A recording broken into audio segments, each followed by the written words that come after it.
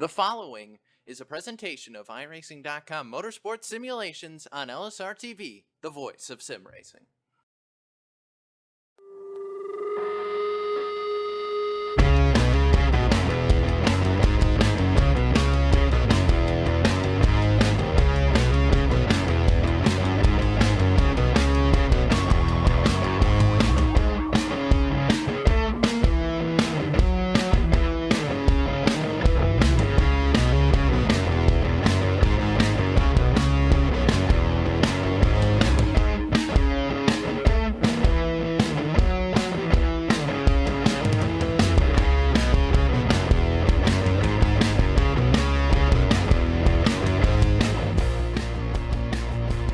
Live tonight from the Myrtle Beach Simulation Series, presented by Championship Esports Association. It's the Myrtle Beach Speedway here on week number 8.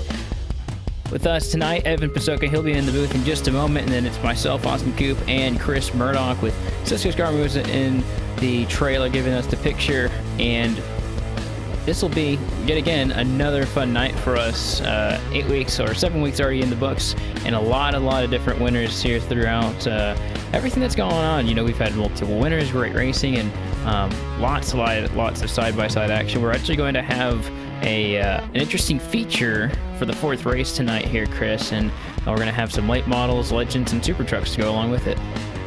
Yeah, I was kind of taken aback seeing that 50 lap feature here tonight, Coop, and really crazy. I was even asking Kyle, the league admin, about it, and he was like, yeah, we're having the dirt late models on there, and I was like, what? So it should be fun. We saw the sprint cars the last time we were here, so I don't see any reason why these late models can't do the same. And Evan Pasoka just walked in the door, Evan, and we have the late models for the 35 laps for both the they've got the twins tonight, and then we'll have the legends and the super trucks, and then like we were saying, we've got a 50 lap Outlaw late model feature. We're gonna have the dirt cars on the asphalt, and we had this earlier with the 305 swing sprints as well, and Tanner Cook came home with the win on those. So kind of just tell us what you think about that. Well, I've done asphalt cars on the dirt on iRacing, but I have yet to see the dirt cars on the asphalt, and we can only do so much woodworking with this Myrtle Beach Speedway, but that'll be a fun one. But one thing else I noticed, just kind of looking at the schedule for tonight's races, these races are a little bit longer than what we're used to seeing. Maybe just an extra 5 laps here or there, but the super trucks at 40, the legends up to 25. It's not a huge difference, but I do think that the late models are kind of right there on par with what we've been seeing, about 35 laps apiece, but there's 2 in the middle there with the legends and the super trucks, which will count for points because obviously the Outlaw late models will not. A little bit longer than normal. Curious if that makes any sort of an impact on who's been dominating in those series so far, especially for the end of the late model race when we invert the field, which is always a fun one. It is going to be fun. A fun night, as always, here at the Myrtle Beach Simulation Series, Evan, and so super excited. We got the cars lining up on the grid for the late model feature right now, and I think they're ready to go. Yeah, this is the top of the line series, and they kick off the night as they make up our Twitter features this evening. So we go trackside and take a look at your LSRTV starting grid for tonight's Napa of Blue Ridge Late Model Division main event number 1. And talking about familiar names, there's plenty of them in a nearly 30 car field. Pole position on this one to Connor Blaze in the number 56 machine, just beating out Matt Cucker by 2/100ths of a second to kick the 69 to the outside of the front row P2. Back on row number 2, though, Christian Peterson starts it out in 3rd with Brendan Wilkinson in 4th and Jody Green P5. And starting in the 6th position is DJ Beverly, and you've got Tommy Ryan starting 7th, Richard Reagan Jr., he'll start in the 8th position. Then you have Gabriel Wood and Ricky Harden starting 9th and 10th. Kyle Everald's going to be sitting in that 11th place position. Jeremy Adams just on his outside in 12th. Joshua King in that 35 is going to be 13th. Nathan Hurlbert 14th. Jonathan Lawrence going to be 15th.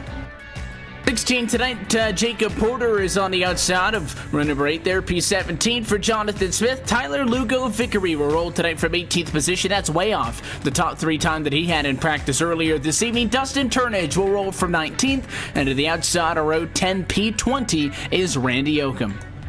And you've got Robbie Bundon. He's going to start in the 21st position. Jeremy Watkins, he'll start his Chevrolet in 22nd. Tanner Cook will start 23rd. John Lyde, 24th. Will Vickery, he'll start 25th. And then Mike Martell and Rory Blum will finish out the field. Let's look top to bottom at your LSRTV starting grid. Cars going to get set to roll in just a moment here. And again, back to that point that I was noting, Coop, with those longer laps. Not necessarily true with these late model stocks. 35 right on par, I guess, if we're having a double feature, a little bit shorter than if they were just out here for one time on the evening. But I think it's going to be exciting. This is the largest field. You've got just about as many cars on tracks as there are laps in the race. These ones therefore tend to be a little bit more claustrophobic and have a little bit more contact than some of the other divisions. And again, if there's any division you want to win, it's this one. This is the top of the line, the main event, the main attraction in these late models. And we've got a lot of hungry guys that are up front looking for the win. And I feel like in recent weeks we've been seeing a lot more first-time winners, maybe tonight as well, but definitely the likes of Cucker are no longer going week by week uncontested. Yeah, that is very true. And we will... We'll have only 35 laps. We'll have 2 races, so they'll have 2 chances to get this. But they only have 35 laps. So if these guys have good long-run cars like they have, these guys up front typically have had, they've got to really change it up a bit and have a long-run car. You're going to want this race to go green throughout, and then again, that one at the end of the night going to be under nighttime conditions. Obviously, the starting grid for that one going to be an invert of how the top X amount of drivers finish. This one tends to be around the top 10. But as always, we're happy that you're spending your evening with us at LSR TV and iRacing Live. American Ethanol Green Flag in air. We are Week 8 racing for the Myrtle Beach Simulation Series, and in the late model stocks to turn number 1 we go, side by side for the point. Pole sitter Connor plays under fire. Matt Cucker right there with him, not wanting to give this one up, but it appears we will go single file 1 and 2. Peterson safely behind in 3rd. He was sticking out there, Evan. Now he's going to try the inside of the 56 of Connor Blaze. Look who's just behind him. Sincere teammate Christian Peterson starting in that 3rd position, trying to get up there. Not going to quite get there. Now they're side by side, door to door, going down into turn 3. Matt Cucker really wants this lead here, Evan, trying everything he can to get past Connor Blaze. He's got to do what he has to do, and Blaze, again on the outside of the racetrack, is not going to simply roll over and let the 69 go, but I'd have to say inside the place to be at Myrtle Beach in general, but especially this early on with virtually no rubber up on the top side of the racetrack. But you can see Blaze is doing a good job of constricting Matt Cucker's line, not letting him arc the corner, not letting him swing wide off, and that really hurts the 69 on the straightaways, allows the 56 to keep him even, and so far, neck and neck, no advantage either way. And they actually hit doors at turn number 2 or turn number 4 last time by. They even touched right there just a little bit. They both know what they can and can't do. And it's lap 5 already, but these guys know that the faster they can get up there, or the more that you can, that's what the 69 is thinking. The faster he can get up there, the faster he can maybe start to pull away and not have to worry about it.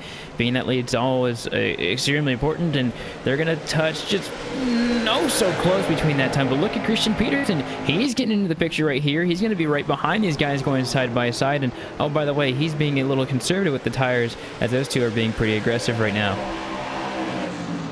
And Peterson, he's right there again. If anything happens up front, ready to take things over. Wilkinson's found success in these late models as well. On Wednesday nights, he's there 4th. Jody Green P5. But I'm impressed with the fact that the 56 is sticking with them. Again, the outside is very much doable. It's just not the preferred lane. You saw your race leaders go 2 by 2 to turn 1, Chris, at the opening lap, and they were reversed. It was Blaze on the bottom, Peterson on the, or rather Cucker on the outside of the racetrack, and Blaze was able to get it. And now caution flag will fly at lap number 7, but that came just as Connor Blaze had cleared for the race lead. So top side is plausible as the yellow comes out for Dustin Turnage. Dustin Turnage going to be the cause of the caution here, guys. Trying to get the replay up for you on the screen right now. They were going hard back here, Evan, and it looks like they just got turned around coming onto the front straightaway. Hard for Dustin Turnage. It's Yoakum in that 4 machine who, again, we're talking about how Blaze and Cucker kind of constricting each other's lines in the 4, slowly making his way all the way up, but the 1 machine wanted that to happen a little bit sooner, and Turnage turns Randy Yoakum, and it gets him into the fence, and obviously the yellow flag is out. That happens, so we slow things down at lap number 7, talking about drivers who have a better car in the long run, obviously wanting this race to go green. We are, as always, under a time limit in all of these races. That is 25 minutes for this late model division. Don't think that a handful of yellows are really going to put us in jeopardy of that, but just for the record's sake, want to note that it is a 25-minute cap on this. But already, again, 10 laps through this thing. By the time we go back green, Blaze and Cucker are going to be able to renew that fight once more, and honestly, for the 56 machine, it wouldn't be crazy for him to choose the outside. I don't know, because he has held off Matt Cucker both on the bottom on the initial start and on the top side in that fight that went on for 5-6 laps in a battle for the race lead. So I think the 56 car could go either way. He could, Evan, and I think we're going to maybe see him, I would think, to take the outside, because he was just dominant. He wasn't going away. He wasn't falling off like Matt Cucker did on that outside line, and Cone car this time buying, he does take that outside line. He knows if he can keep it away from Matt Cucker, he'll be able to stick out in front, because if we've noticed in past weeks here, Evan, that outside line is something that Cucker and Peterson and others really like to frequent up there, but with Connor Blaze up there doing the same thing, I don't think Cucker's really used to getting the speed and passing on the inside. The pace car is going to drop down this time, and we will restart with 11 laps completely with still 24 laps to go in the first of our 2 Blue Ridge Napa late model feature races of week number 6 from the Myrtle Beach Speedway. You can see Blaze at 56 machine did indeed decide to restart on the outside, and we will go back underway, and he will clear to turn number 1. Good go at it for the driver of the 56. Swipes down to the inside, top 2 single file. The fight will be for 3rd between Peterson and Wilkinson, with the 26 just barely keeping it nose top. Not going to happen anymore. Now the fight is for 4th. You could almost see the 26 kind of let the 23 go right there. He even got on the radio and, was trying to tell him to get by. But look at that battle for the lead again. Look at Matt Cucker. He's right back on the back bumper again. Tried to look in the very bottom of the track, and it wasn't quite there for him right there. But I would assume that everyone wants to get to the top side, wants to try and pass there, but he is oh so close to the back bumper of the 56 right there, and any sudden mistake could be bad. But we know these guys, they don't make them very often. And still seeing fights up front, but for the most part, single file, at least in the exchanges, top 5. Just on the doorstep of those positions, though, Jody Green is under attack with Tommy Ron on the outside of the racetrack. So under these daytime conditions, the outside is very much a viable option early on this evening. 6 machine drove it a little bit high that time at 1 and 2. You have to fight back down the back straightaway. So all of this goes on. Here comes a challenge for the race lead, though, as we turn the cameras up front. Matt Cucker once again gets his way to the inside of Blaze. Didn't work last time, but we'll see if he can make it happen. And they're giving each other a lot less room now, Evan. I think they're starting to get fed up with one another, because Matt Cucker will lean right on that corner panel going out of the corner, and you can see him get really close that time up out of the corner, and maybe got the car just a little bit upset, had to retreat back behind the 56 of Blaze. Got to try to reset him once again, but I don't think it's going to take long for that 69 machine to get back up and going, and it doesn't. Look at him all over down the back bumper. Not going to quite make the move yet, but this has brought Christian Peterson and that 23 machine just behind them really, really close. So I think we're going to have a 3-car battle shaping up here soon. 69 get a look back to the inside. I have to wonder, we talk about cars maybe conserving a little bit, Coop, if that 23's hanging back as we see side by side for the race lead once more. They've been side by side, I'd say, for the better part of half of the green flag laps tonight. Peterson hasn't gotten anywhere near them. No challenge to make it 3 wide. No getting to the back bumper of the 69 or the 56. He's hanging it back in 3rd. Is that because he just can't get to him? Or is he trying to save something? Because you don't have a whole lot of time, to be honest, with 16 laps to go this time around. Well, if you look at that right rear of the 23 car, it's starting to slip out just a little underneath him out of the corner. And he goes really high in this corner. I'm kind of trying to figure out if he's maybe fixing a different line. And he did catch these guys by a little bit right here, so perhaps he's trying something. He's going way up the track. We haven't seen anybody do this before and get this much speed, although it's still not working. He kind of hits the wall right there. It looked like maybe just a little bit, but still trying to keep going as the battle in front goes again.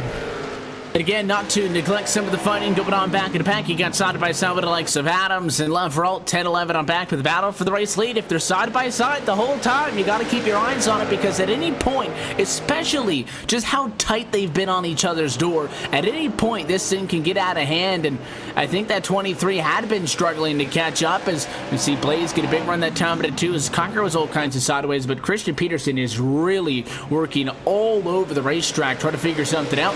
Hunter Blaze will once again successfully defending his race lead, and you can see as the run goes on, these cars getting a lot more uncooperative, coming off of the quarter, a lot harder to get back to the gas. You can tell Cucker is giving it everything he's got, Evan. Those tires coming off the car, getting sideways in and out of the corners, all over the back bumper of Connor Blaze coming out of turn 4, about to hit 10 laps to go, and you see him get a little bit wobbly. Blaze up the track just a little bit more than he wanted to. That's going to leave the door wide open for the 69 of Matt Cucker. Coming down the back straightaway, not going to quite be there. He is now. Got the quarter panel in at the quarter panel this time, coming up out of 4, going to get real close to Connor Blaze, going to try to give it everything he's got going down into turn 1. Not going to quite be able to pass, and this could be the run that Matt Cucker needs to take that lead. And the 56 got the fence that time. The issue is, if you're the car on the inside, if you make a mistake, if you overdrive the corner, you can use that guy topside to kind of as a brake. If you're the 56, you make a mistake, you just go up the hill, but you can really see him now seesawing back and forth on the wheel, getting physical, and now Blaze is the one who's all kinds of out of shape, and oh how the tides have turned, because it was Cocker just laps ago, but for the first time tonight, the 69 is clear for the race lead at 9 to go. Wow, and you could see how much he was seesawing away at that wheel, and I think Blaze's setup and tires may have just gone away because he has actually lost quite a bit of ground on Cucker right there. It's not just a little bit, it's quite a bit, but the caution is going to come out here. It's going to change just about everything. Oh, and it's the 20 of John Lai day, and there are more drivers involved. The yellow flag came out, and I saw the 20 sideways at a quarter. We'll get a second look at it. I was just talking about if you're the car on the inside, you use the car upside as a brake. That's exactly what happened. John Lai a little bit too overzealous into the quarter. He tagged Jonathan Smith. Both of those cars went around. At that point, the yellow was out, and then what I caught just as I clicked over is he backed up and obviously did not check the mirror right into the path of Jeremy Watkins, and the one of Dustin Turnage gets involved in a second accident. So 2 cars that involved in the initial contact, 2 cars that involved in the post-secondary contact, if you will, and that's a 4-car incident to slow us down. Race control, though, telling us, Chris, it's going to be a quick one. They want to get this one back in the green flag conditions as we close it on 5 to go.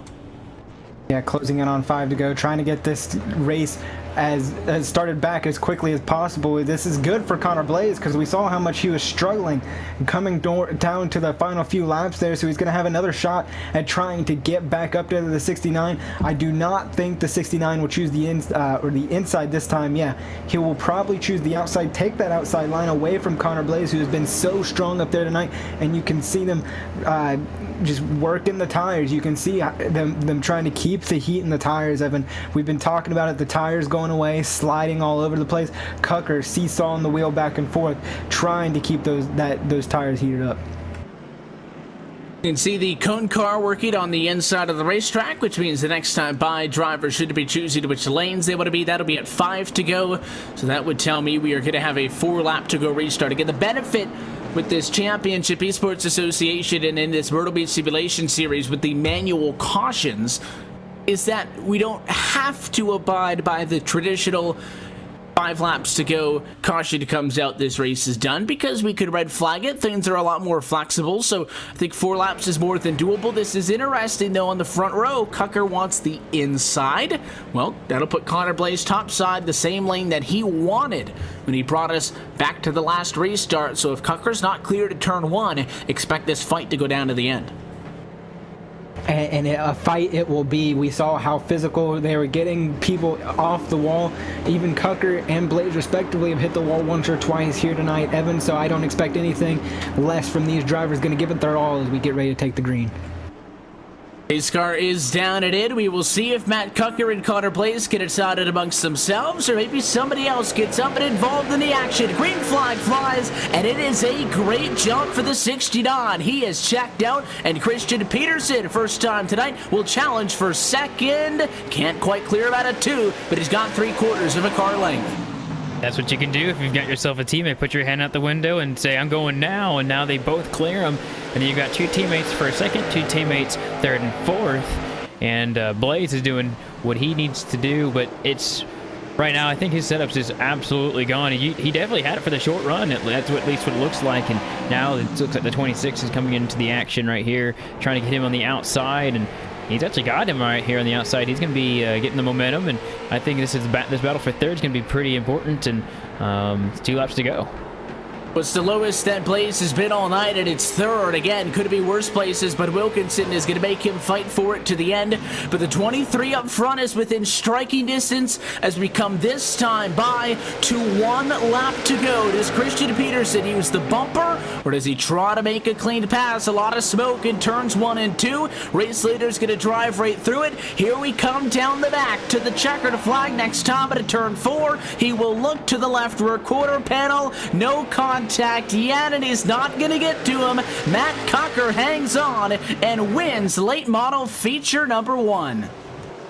And we saw Peterson lay back through most of this race, Evan, and try to save those tires, and it really came to fruition at the end there, trying everything he could to get everything he could, but maybe held back just a lap too short. Couldn't really get there, and it's always one of those deals where it's one more lap I could have had him, because he was almost there out of 4, Evan, but just couldn't get it done. The 69 will park it in victory lane. Your first late model feature winner, Matt Cucker. It's a place that he is very much familiar with in these late models, but he had to go through the likes of Peterson, the likes of Blaze. Those 2 names have won the last 2 Blue Ridge Napa late model division features. This is the first win for Cucker in this division since he swept the last time we had 2 twin main events in them way back out of week number 4. So he's parked at a familiar place, victory related. We'll get a microphone down there in just a moment. Before then, as always, we take a look at top to bottom at your LSRTV full race results. Matt Cocker comes over the checkered flag tonight, 2/10 of a second for Christian Peterson. Looked to the bumper, but never fully got on it, and has to settle for the runner-up spot in this one. Connor Blaze, who started on pole, falls to 3rd, and Brandon Wilkinson finishes exactly where he started, P4. Same thing for Jody Green in 5th. And finishing in the 6th position would be Tommy Ryan, who went up with position. Then Ricky Harden finished 7th. DJ Beverly, he finished in the 8th position, and you had Jeremy Adams finishing 9th, and then pretty good run from Jacob Boyer, who went from 16th to 10th. Coming home in 11th, that's going to be the 96 of Tanner Cook. Will Dravicki is going to be 12th. Gabe Wood 13th. 14th goes to Rory Blum, and Jonathan Lawrence, and that 66 will be 15th. 16th position tonight. Yeah, Tyler Lugo, victory right there. 17th spot is Jeremy Watkins. 18th is Jonathan Smith. 19th is Richard Regan Jr. And then the final car on the lead lap, P20, that's Joshua King. Finishing 21st is Kyle Everall, who had his engine blow at the very end of that one. And Dustin Turnage, he finished in the 22nd position. 23rd, Robbie Bunton. John Lyday, he finished 24th. And Nathan Hurlbert finished 25th. And then you had Randy Yoakum and Mike. Actually, Randy Yoakum was the last car to be on that in the field. And then Mike Martell did not start the race. That's a look top to bottom at your full race results. We now see if we could get a word with your race winner tonight. Again, the first of 2 2 late model main events on the night, but we'll have the second one coming up at the end of the evening. But this one ends up in the hands of the 69 of Matt Cocker. Matt, congratulations on another win in this division. It's been a couple of weeks, though, since we've seen you get a win in these things. The last time you did was when we had 2 of them. You won both of them, and you have an opportunity to do that again tonight. But it looks like Christian and Connor have started to close that gap a little bit. They've won the last 2, and they did not give this one up easily. No, Connor, he drove me pretty hard there. I definitely thought the inside was going to be a lot better than it was, and then I don't know if he messed up a little bit or if I just found the right line and I was able to clear him. I figured I had to get the left sides down as low as I could coming off 4, and finally I found something and was able to pull up, I think, a fender ahead of him, and then CP was in the mirror. He said he messed up. I'm like, oh, thank God, here's my chance. And I was finally able to clear him going down into 3.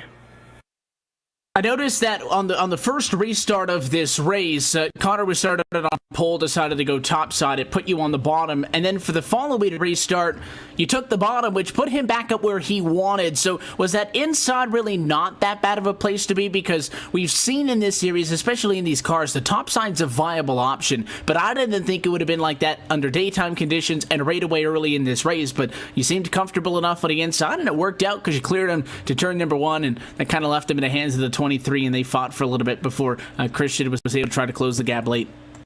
It was the bottom was really loose if you had somebody on your outside, and the top side I felt like it was snug. So if you could get the bottom and hit the corner right, you would be good. And on that restart there, I said to CP, which one you want, inside or outside, because I knew he had choice, because I didn't think Connor was gonna pick whatever I picked, so I knew he'd go opposite, and then CP would have the chance, and he's like, we'll take the inside. So we took the inside, and it paid off to have both of us on the inside. And then, but I mean, it don't help me in the points, but the win will make up some. But with him finishing second, it's not too many. It is a small step forward, though, with plenty of weeks to go. It's always good, though, especially to get a win, but also to get the first one on the night. Kind of gets the energy pumped up, and we still have plenty of racing tonight, included one more in these late models a little bit later on this evening, where you can try to win both for the second time this year. But we'll let you take off as we get set to watch the legends hit on the racetrack. But as always, Matt, the sponsors and the shout-outs. It makes it happen. Team Vince here, definitely Globalcom. Analyze you guys for broadcasting at LSRTV, and Kyle Barnes and Myrtle Beach Speedway from the show on. It's always a blast racing here, and hopefully we can do it again next year sometime. I'll say it every time, Matt. We appreciate that you give us the time after these things to chat. Congratulations on the win, and select for the rest of the evening. Still a long way to go. Thanks. Hopefully we can talk to you again. The 69 Matt Kunker opens up the evening. He is your Blue Ridge Napa Late Models Division Feature Race 1 winner on the night. They will have another 35 laps later on this evening and give or take an hour and a half or so. But before then, the Legends cars are back. It's going to be only the third time they've been on track this season, which means that it is a tight championship fight. Christian Peterson is the only driver to win in this division. We will see if he can get a third or if somebody new breaks into victory lane when we return to the Myrtle Beach Speedway with the Legends. Coming up next, you're watching LSRTV's continuing coverage of the 2017-2018 Myrtle Beach Simulation Series presented by the Championship Esports Association. The night is young, 4 races still to come right here on iRacing Live.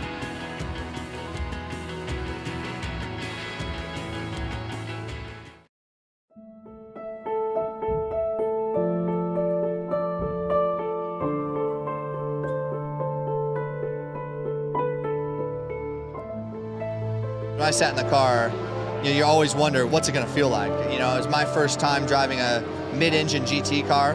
My thoughts were, wow, this is really good for our first time in a car. I was really surprised by it. You're sitting low, you got the A-pillars at steep angles, the windshield's at steep angles, you can see the fender flares. I think we have a chance to win. Everything's got to go right, but I think we have a car that can win the race or be on the podium. But can you imagine how cool that would be to go back 50 years later to the year and do it?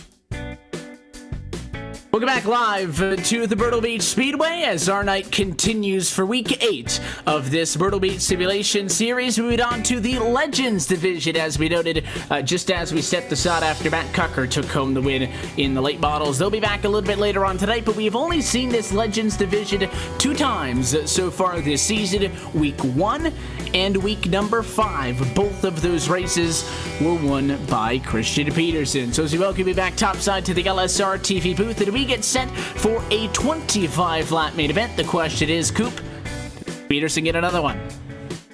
I think that they'd be able to do that. I think a lot of the other drivers are pretty hungry as well, though. So yeah, he's won here, a few times. But there's a lot of drivers out here that would like to do that for themselves too. I think I start looking at Brandon Wilkinson and Joshua King as well. Those are guys that I look at to possibly take away this. And this is one of our biggest fields that we've had for this car, by the way. This is an enormous field, actually.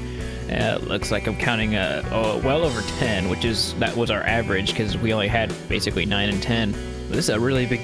This is a really big field for this kind of race, and I think it'll still be fun. We'll have action pretty much everywhere.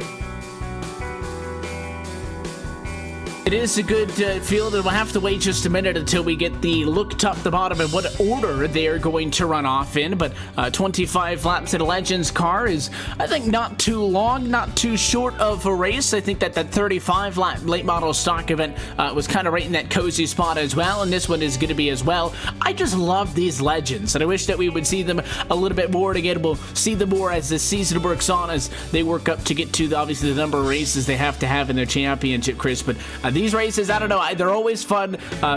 Some of my favorite cars, and there is a rather larger field, as Koopa just pointed out, which means that things might be a little bit more chaotic. These, I think, are also the smallest cars we see, so they have a little bit more ability, if you will, to get creative and make it a couple of lanes wide if they have to. Yeah, Evan, and like you said, we don't really get to see him that often. This will only be the 3rd time we get to see these Legends cars on the track, so it's almost kind of like a refresh, a reset button. It's always nice to see the Legends cars, but it's even nicer when you don't get to see them a lot, because it's like, oh, the Legends cars are out here running, and it's new, it's something different, and cannot wait for this huge field to get ready to go for 25 laps. And as you can see, as we float high above the Myrtle Beach Speedway, those cars are now on track. Therefore, we do know the starting order, so let's take a look top to bottom at your LSRTV starting grid. Pole position for this one going to go to Joshua King in the number 35 machine. He will start alongside Matthew Tucker on the front row, with Randy Oko and Will Trevecki back on row 2. They'll start 3rd and 4th, respectively. And one of the faster drivers in warm-up earlier tonight, Brandon Wilkinson, starts from 5th. It looks like the invert will start from David Messier. He'll start in the 58 machine, so look at him to try and come up the field. Then you've got Richard Reagan Jr. starting 7th, DJ Beverly 8th, Gabe Wood, he'll start in the 9th position, and then Logan Gibson starts 10th. 11th goes to the 21 of Cody Leland. Kyle Everalt going to be 12th, 13th, Jonathan Lawrence.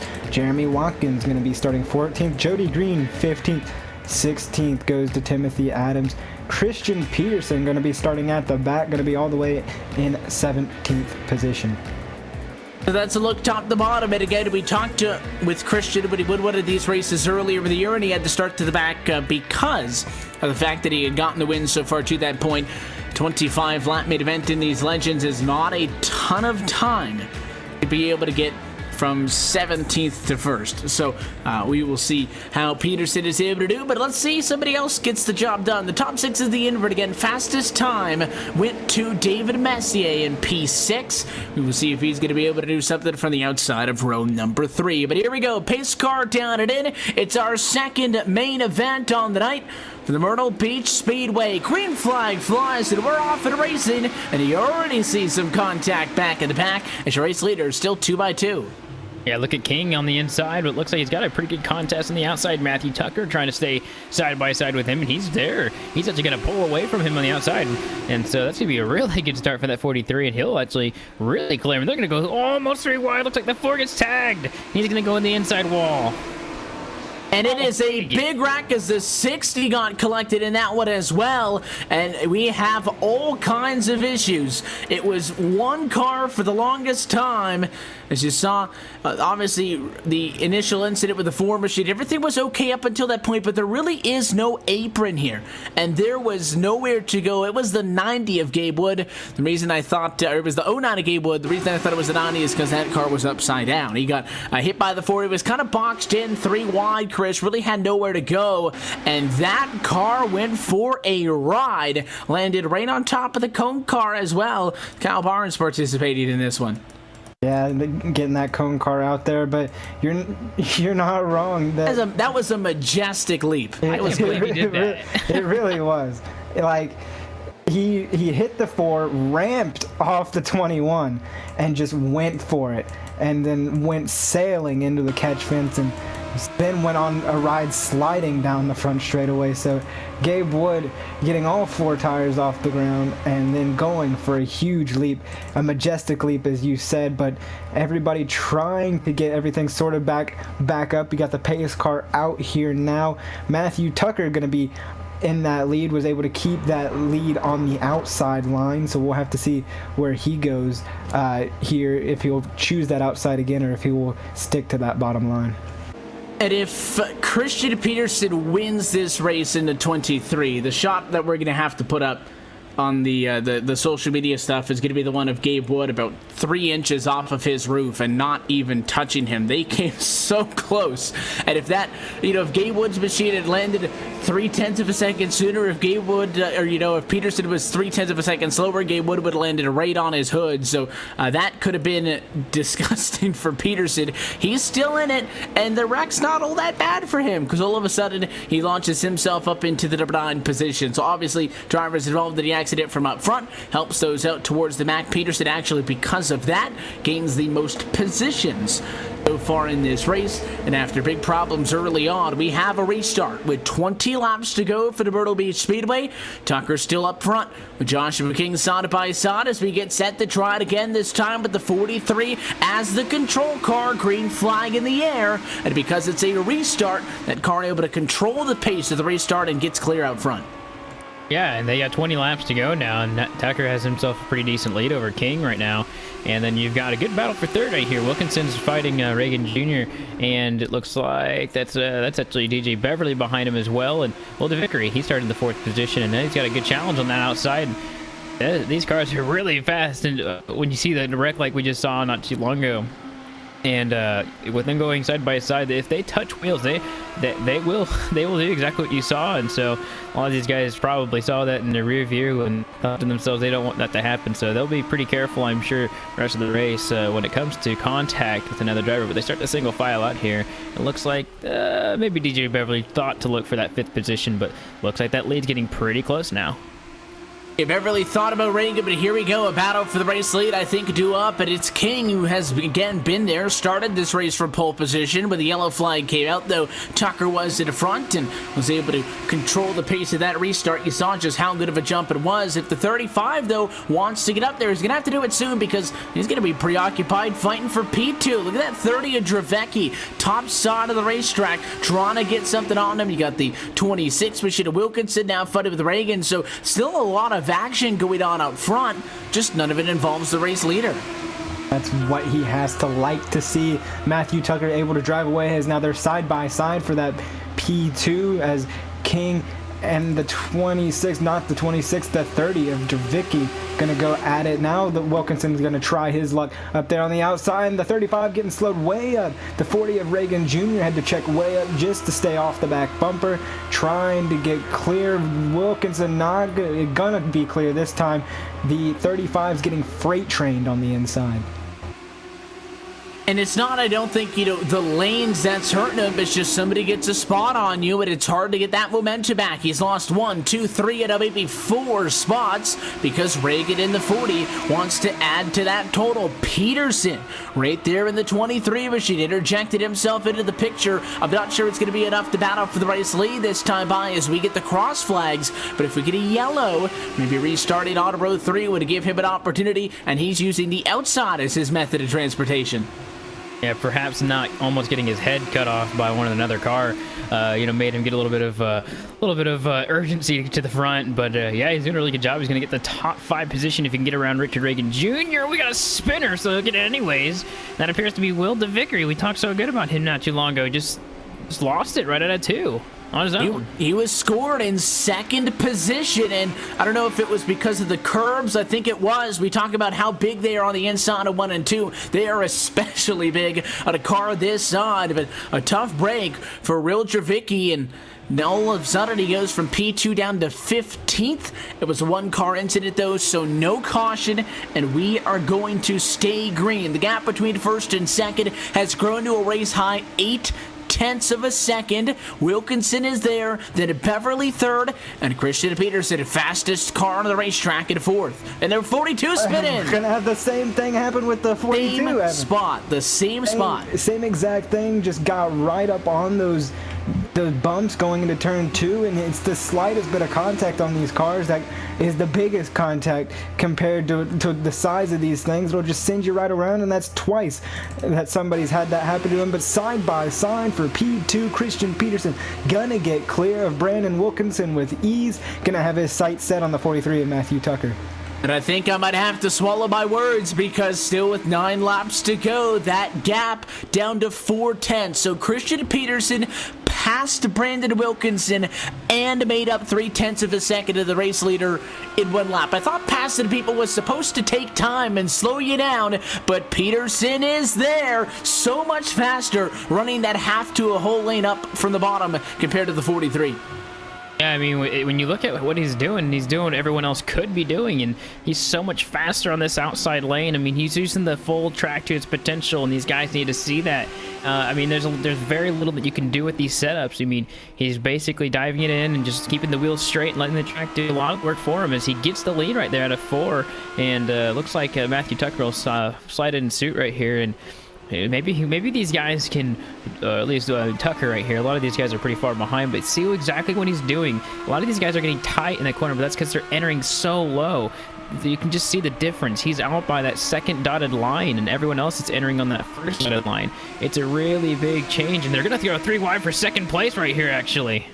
Yeah, I thought the 43 might have been safe for P2, but that is not the case. Jody Green gonna leapfrog and go from 4th to 2nd, and I thought Tucker was gonna be spinner number 3, and at turn number 2, he hangs on, but it's gonna cost him more spots. Wilkinson gets 3rd, the 40 Reagan gets 4th, and the 43, the wheels are falling off late. 5 laps to go that time by.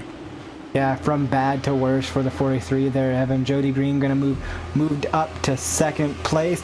Wilkinson going to try to track down that 13, but it's full speed ahead for that 23, not even looking back at all. Inside 5 laps to go now, 4 this time by. Caution's out, going to change everything.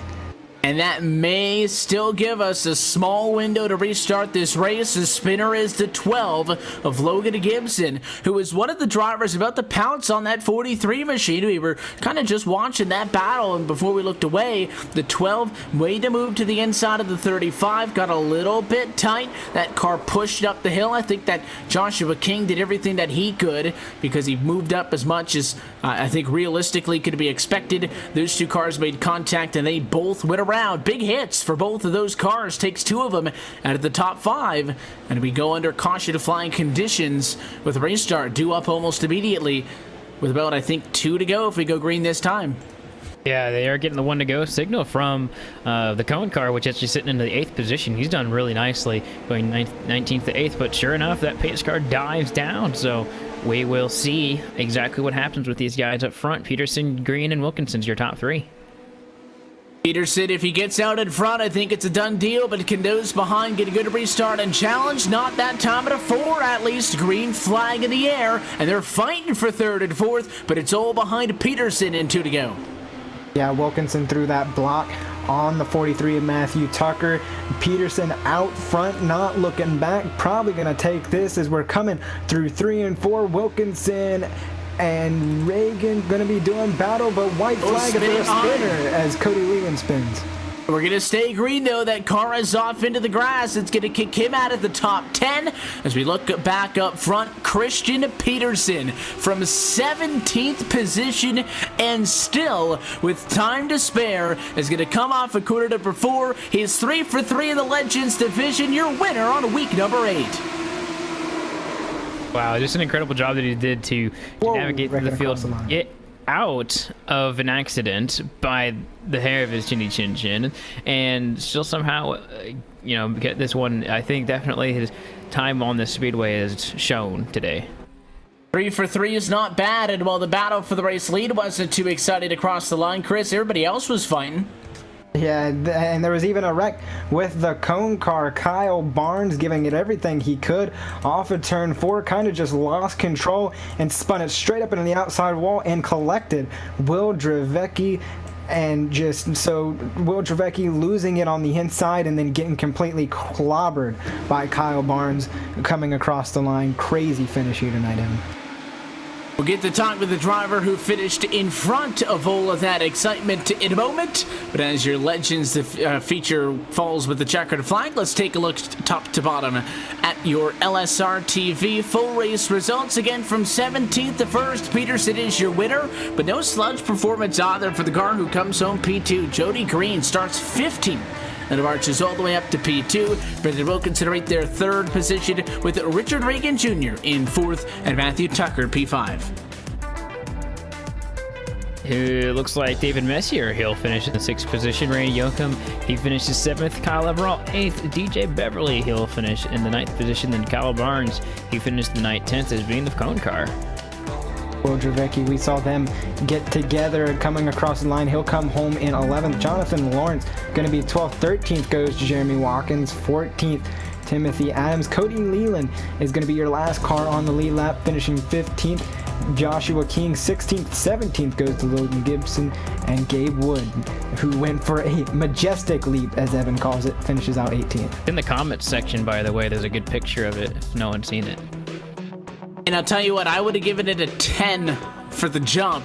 But unfortunately, it doesn't translate to a good result for Gabe Wood. He ends up at the back of the pack. And this one, 17 positions in front of him, was Christian Peterson, who takes home the win tonight at a Legends division. Again, we talked right before the green flag. It is not a division that we get to see every week, but when we do, it is exciting. And when we do, we see Christian Peterson win. Christian, congratulations on this one. You're 3rd in these cars, not making it easy on you, having to start way in the back, but you guys continue to find a way.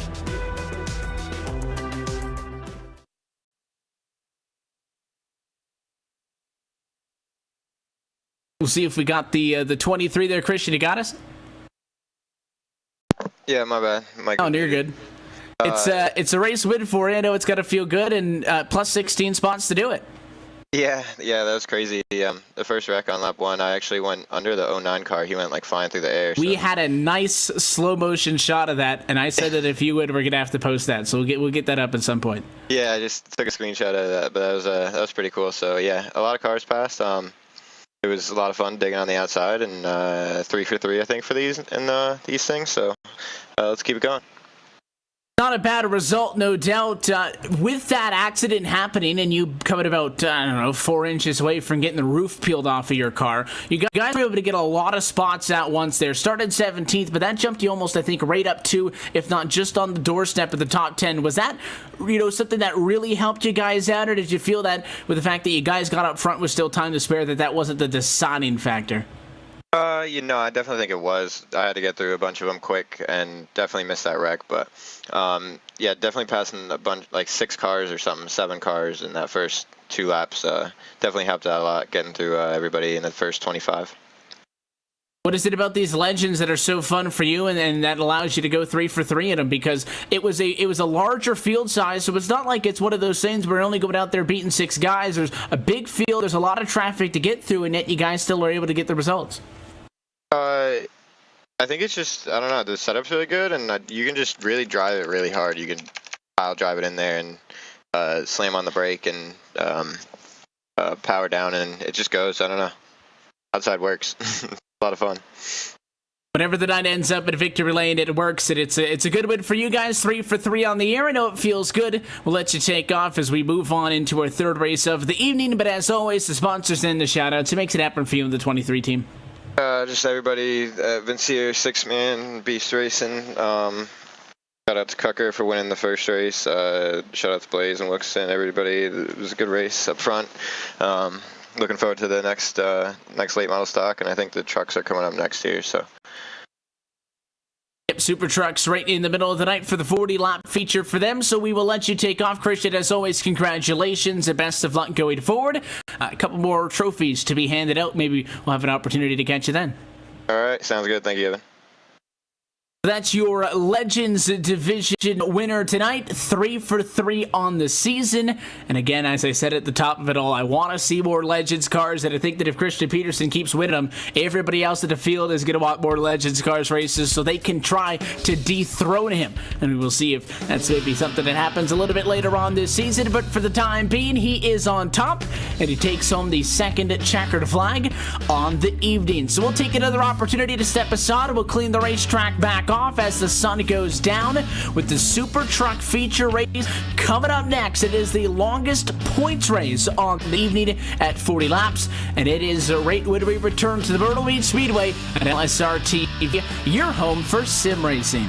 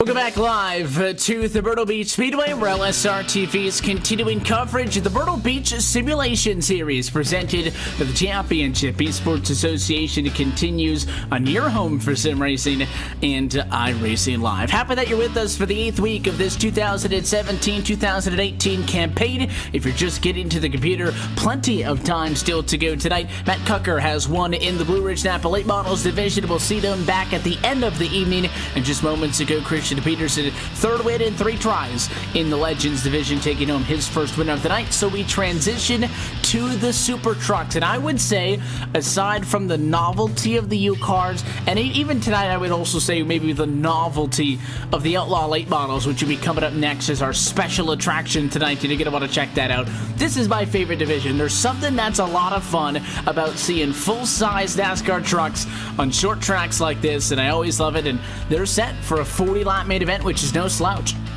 And the fun thing about these trucks is that they're the old trucks. They're the old Chevrolet Silverados. I think they were kind of disbanded a few years ago, or maybe it was just about a year and a half ago or two. I can't remember. But anyways, they're just really different, you know. And we've had one winner throughout it who has, you know, mastered the track, mastered the actually no, two, because I think James Krahula won one. I think in week 3, and you know, these guys. This track is really different for these trucks. It's really off kilter. It's really bumpy, and these trucks are really heavy. So, and with as fast as they go in the corners, you know, we've seen them spin out a number of times throughout the season, and we'll probably see it happen today. But one person's going to master this track, and I've got a good idea who might do it, but he'll have to do it actually in order for us to lock it in. We actually got to see, we've seen these super trucks each of the last 3 weeks. If you include tonight in that count, Christian Peterson has won 3 of the last 4. The only other driver besides him to win as well has been James Krahula. So we'll see if it's either of those names in this one, but we go from the complete opposite about talking about how those Legends cars were so small to just how big these super trucks are, and we'll talk about that. I'm sure we'll see many examples of that contact just based on the lack of real estate over the course of this 40-lap main event, but as always, we head track level and take a look at your LSRTV starting grid. A pole position in this one going to go to the 35 of Joshua King, who will bring us to the green flag tonight, accompanied on the front row by Randy Yoakum in the number 4 machine. You got Ricky Hart and DJ Beverly starting 3rd and 4th respectively to make up row number 2, and Jody Green from 5th. And I'm unsure what these guys are doing at the start, but we'll still say the green as it is on our sheet here. And Tommy Ryan will start 6th, Gabe Wood 7th, Cody Leland 8th, Matthew Tucker 9th, Kevin Scott 10th, Peterson will start 11th, and Cook will start 12th. But I have a feeling that something with that front row is going to change. Well, it's going to change. I don't know if it's supposed to or not, but a lot of people getting shuffled up, so we'll see where everybody ends up. There was some contact on the pit lane. I can promise, Chris, not going to be the only bit of contact we see tonight. Definitely not. We move on from your favorite series, the Legends, to mine, just because of how physical it can get, Evan. They are going to be bumping, beating, and banging. And by the way, you can run over all those bumps in these trucks, and it's not going to matter at all. So we'll have to see who will be able to do it. It looks like Ricky Harden going to be bumped up to that first place position. So he'll be leading us down to the green flag as we get ready to go underway. The pace car is going to go down and in, and we end up, after all of the shuffling, with the number 15 machine at EJ Beverly into control. The 42 machine and the 15 of Harden on the front row. So here we go. Green flag in the air. It's not a short one. It is not a sprint in these trucks. Lap 1 of 40 underway. And he's going to get himself a good jump right in there. And it looks like DJ Beverly will slide right down below. And then you've got Tommy Ryan. He's actually on that outside line already in 3rd place. And looks like Jody Green's going to go around contact. And oh, looks like we're going to have a couple other trucks. And it's going to bring out the caution for the first time. It was the 13 that started to lose in, and it looked like it might have been limited to that, and then Christian Peterson went for a slide to avoid it, and it was a very strange hit for Kevin Scott. That truck just stopped when he ended up into the outside wall, and that is a lot of passenger side damage on the 24 Chevrolet after, and again, initially being behind the accident. But the way that car split and then kind of hooked up on a fence, Chris, it swung that big back end around. That eliminates about the bottom 14 feet of real estate. And it's not a surprise that we saw a little bit of contact on folks trying to get away from that. Yeah, he just got into the corner. It looks like just a little bit too low, and he really just upset the car, got the back end to go around, like you said, and unfortunately for the 24 of Kevin Scott, got the worst deal out of that and coming to a complete stop like you said, but we'll get them all racked up and stacked up as you see the cone car coming out now. Ricky Harden was able to jump out to the lead just a little bit there on that run, but his truck was acting up a little bit too on the exit of 2. He was getting a little bit squirrely, allowing DJ Beverly to catch up, so maybe these guys don't quite have this truck under them just yet, Evan. And they're going to have some time over the course of this to figure things out. No changes up on the front row. They are going to show some pluses and minuses compared to where they were scheduled to start, but just simply, I think, because everything got so out of shape, if you will. Let's just kind of recap where everybody is running. Ricky Harden is going to be the control car, just went to the inside of the cone car. DJ Beverly will start from second, but interestingly enough, wants the bottom. So that's going to put Tommy Ryan to the outside of the front row. The 09 is going to be outside of the row to technically 4th. Then you got Cody Leland 5th, Matthew Tucker 6th, Christian Peterson 7th, Joshua King at 8th, Tanner Cook 9, and Kevin Scott 10 are the top 10 after that revised restart order for the start of this thing. First time it didn't work. Let's try it again, though. 5 laps complete, a long way from home. 35 laps to go for Myrtle Beach Speedway, and an even better jump this time for the 15. Yeah, he gets himself a quite a long distance between them. That's 2 truck lengths already, and then they're going to fight side by side. It looks like Tommy Ryan actually got really out of shape on the outside, and he's going to have challenges from both drivers behind him. That's going to be Gabe Wood and Christian Peterson, and Peterson's going to go right underneath him and try and get that spot, and it's probably not going to be a try. He's probably going to get that right there. Peterson is working with a little bit of right rear damage on his entry after getting up into the fence trying to avoid the spinning truck from earlier on in this one. It doesn't appear, though, that he's really hurt all that much. The battle for 4th and 5th position will continue side by side. It's really the only fight going on right now. North side on the scoring pylon. Everybody else in front, they're nice and tight together, but at least not fighting for the moment. Big run behind for Yoakum to pick up a spot as Peterson finally completes that pass on the 09, who has all 4 tires on the ground. Yeah. Unlike last time there, guys, he went for a soar, but this time he's able to hang around in the top 5. Yoakum able to get some ground, got some speed. Nothing really going on around the track except for maybe the 6 of Tommy Ryan getting ever so close to the 42 of DJ Beverly, trying to make that battle for the second place position. Now look just behind them, Christian Peterson getting a huge swing of momentum going down into turn 1. He's there, got some back end damage, but it doesn't look like it's affecting that 23 machine at all. Doing a good job continuing to chase down the folks up front. Again, in these super trucks, we have seen them this season a total of 6 times coming into tonight. Christian Peterson has been a victory lane in 4 of them. James Krahula has 1 win, and Tommy Ryan has 1 win as well. So the guy's sitting 3-4 right now of 1 races. And you got DJ Beverly and Harden up front all the way at the top, trying to get there first. But that 23 machine wants to play spoiler, get another one, and he's on the inside of Ronda right now. But again, the race leader, Harden, hasn't checked out. This is all really one fight for the race lead amongst 4 trucks. You can throw a blanket over him. Yeah, and you can just tell how important it is to the 6 and Tommy Ryan because he's trying to get around that 47 truck, and right now he's going to have a great run on the outside of Peterson right here, and then the 15 gets away just a little bit. They're kind of being picked off by the 42. Either way you slice it, because Peterson can't go up the track use the momentum, and the 6 can't use the momentum at all because he's getting blocked basically. He's trying to get around Peterson and the 42 right now, and or the 42, and he's kind of sliding everywhere, and I'm not so sure that Peterson's going to be that patient. You can see him really push the car into the corner right here, but they're still side by side, and I think this battle is going to take a long time to dissolve, and that's going to give Ricky Harden a little bit more of a gap between them.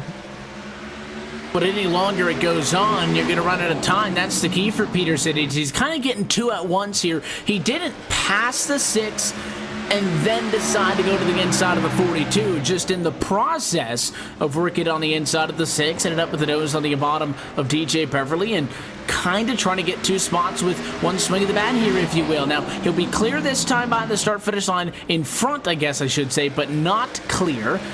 He needs to be able to get, though, completely by that 42 before he can start chasing down your race leader. So right now he scored a P2, that's great. But you got to get him behind you. He will do it that time. I think DJ Beverly was concerned with just getting in line and not having that 6 of Ryan go to his inside. So we do single file it out. The gap is 0.6 of a second. He still has a little bit over 20 laps, 23 to go that time. I think that's ample opportunity to try to chase down the 15.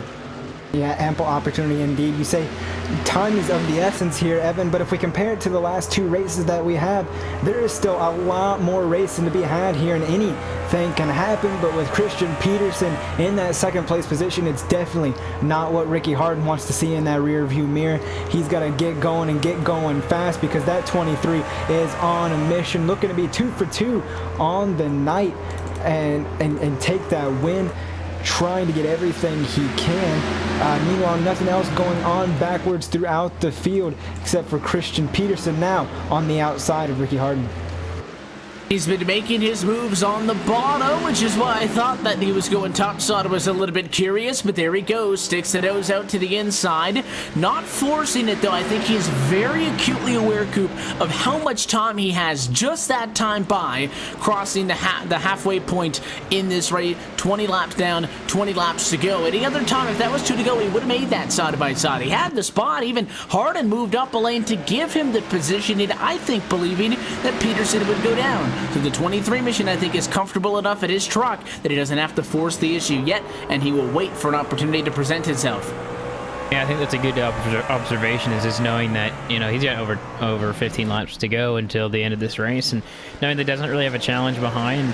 He's the challenger. He doesn't have to be super aggressive, but he is showing the inside right there off of turn number 4, and he's not going to be quite there to get it. I have a good feeling that that damage is slowing him up, but here comes a lap truck to get in the way. That's Kevin Scott. Here's going to get his first lap down. But right now, it looks like he's going to be clearing out of the way, at least for these first 2 drivers. And this might have been the first opportunity for Peterson to do something. I think we've seen Peterson enough to know that he is absolutely bad fast. I don't think he's got that speed today, but I still think he might have the drive to get it done. I think that damage is definitely working on him right now. But look at behind him. The 6 is coming as well.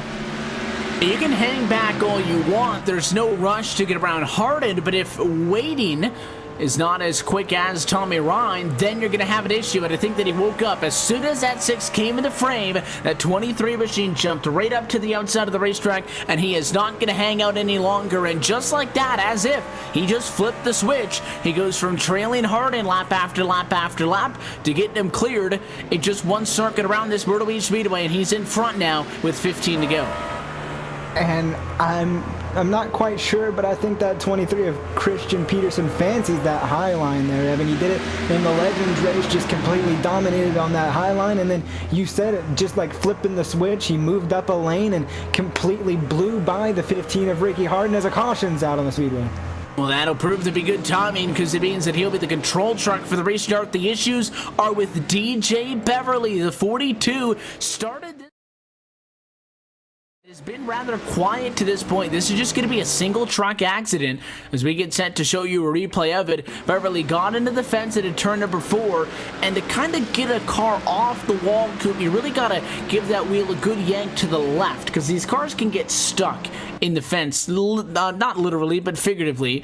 So you got to kind of break that contact, and in doing so, it's a D-shaped oval here at Myrtle Beach. There's a progressive left-hand bank all the way down the front stretch, and it looked like it just upset that truck for the entire duration, to the point where by the time he got to turn 1, there was no grip in it. Yeah, that can definitely happen. You're putting so much wheel into it as well that you know, things like that can definitely happen. And with the amount of damage that some of these trucks have already sustained throughout the race, you know, I could definitely say that that has probably a little bit to do with it too. But you know, every truck is on the lead lap still, so everyone's still got a chance. Even though we have had a couple cautions, it's kind of anyone's game still at this point. And Tommy Ryan will start in the bottom, and I'd say that Tommy Ryan has a good chance at this. You know, and Ricky Harden, he was able to hold on Peterson for quite some time, but Peterson will get to start the race or start the restart, and it'll probably be 10 laps to go when we get the restart.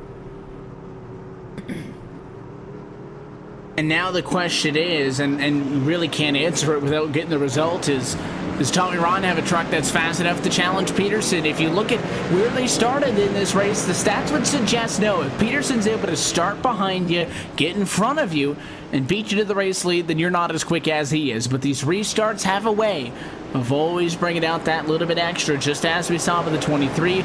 Do you flip that switch? Do you give it all 30 laps complete, 10 laps to go? The Myrtle Beach Speedway, side by side on the front row. The control truck is topside. That's Christian Peterson. He wants a 5th Super Truck win on 2017, and he's out in front to the green. Trying to get clear, and look at Tommy Ryan already on the outside of the 15 of Ricky Harden, trying to get everything he can. Not going to quite be clear or even to the door of that 15, and that's exactly what the 23 of Christian Peterson likes to see. The 6 struggling still to get by Ricky Harden. He's going to be scored in the second place position, I should say, coming across the line, but he just cannot seem to get by Ricky Harden. Meanwhile, behind him, Gabe Wood battling with Jody Green, but it's all clear skies once again for Christian Peterson. He's basically right back into the position that he was, and the yellow flag almost has no effect on him. In fact, he's further out in front now. It's not to say that he wouldn't have been able to pull a little bit extra. In fact, the yellow ends up hurting the 15 of Harden because Ryan's been able to jump up in front of him against somebody who has found success in these trucks as recently as 2 weeks ago in week 7 of the season when he took home his first Super Truck win on the year. Again, Ryan and Krahula, the only drivers not named Christian Peterson to win the Super Truck Division race this season, and I don't think we're going to add another name to that list because the gap up front now almost 7 tenths. Yeah, I think the biggest thing about Peterson in this series in particular, not just these trucks, but the whole Myrtle Beach simulation series, is the fact that he's just figured out the track. And a lot of drivers have, but a lot of those names that have figured out the track aren't in every series. You know, Tommy Ryan's figured it out, Peterson's figured out, Jody Green and Ricky Harden kind of have too, and I think Gabe Wood, he's in 5th place, have kind of started to really figure this thing out a little bit, and then it starts to become what kind of setup you have in the truck as well. And really, we know that Peterson's always had great setups when it comes to open setups, and that's really what you're seeing, is that the combination of that is deadly, and that's why he wins so often, as they'll be getting 3 laps to go the next time by. It's just one of those things where you use the entire track. The 6 car, I don't know, he saved that right back. 4th place now. Tommy Ryan, he's going to lose it off of 4 now. He's going to spin into the grass. He never goes all the way around, but that's basically going to throw this thing away as he really wanted it. And I think he might have got it into the fence in turn number 3. Got him out of shape, but Ron going to go from P2 back to P10 in the blink of an eye. Up front, 2 to go. 2 to go. That just helped the issue with Christian Peterson getting out front. Ricky Harden probably going to seal the deal in second. Jody Green maybe going to get there, not going to quite do it, as we're 1 to go this time by. The battle for P2 is not over, but up front, I think it's safe to say that this one is wrapped up and complete. Just chatted with him as he took home another win in the Legends. That was his 3rd on the year, and in these Super Trucks, he's now going to be 5 in 7 attempts. Christian Peterson at a turn number 4, checkered flag in the Super Truck win for week number 8. Yeah, yet another win from him, and it's one of those, like I said, it's just the fact that he's definitely got this track mastered, and setups are always good, but another win for him on the year. I think if we start to add these up, he's going to be, I think we're going to be getting in double digits, and maybe even get to about, I think he's got 15 wins total at least when it comes to every series, but I'll have to check. It would not surprise me at all, just based on the consistent speed that, you know, this driver has seen it. Every time we chat with him, he always gives props to, you know, the folks who make the setup happen and the team and all of that. But I think at the end of the day, the ball has to stop with the driver. And in this one, again, a fast, almost a dominant truck, if you're willing to say that. Had to work for it again, though. Didn't start up front. Had a late race restart. Would not let that hinder his progress, and just continues to find ways to win races. He does, and Tommy Ryan losing it off of the corner was a big surprise to me. It even caused me to drop my phone there, guys. If you guys heard that, I'll apologize for that big thud in the background. But going all the way back to 10th, having such a good day, being up there battling, and just one mistake is all it takes here at Myrtle Beach and within the closing laps. But Christian Peterson going to come on top of the board for the second time tonight, guys, and I don't think he's done yet.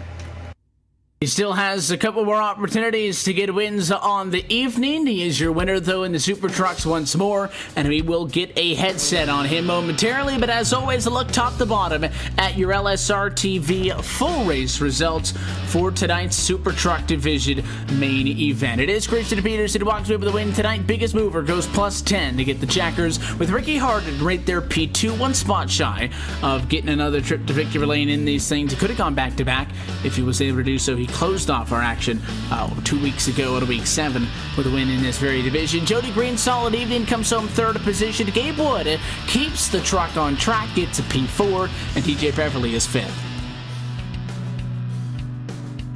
Finishing out in 6th place is Randy Yoakum. Then Tanner Cook, he finished 7th place after starting 12th.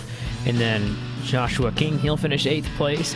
9th finishes Matthew Tucker. 10th, Tommy Ryan after having that spin-off turn number 4. Cody Leland, he finishes 11th. And then Kevin Scott finishes 12th. That's a look top to bottom at your LSRTV full race results. We will see if we can catch up with the driver of that number 23 machine. He's just jumping out of that truck now. Christian Peterson, another win on week number 8 of the Myrtle Beach Simulation Series. Christian, you got us?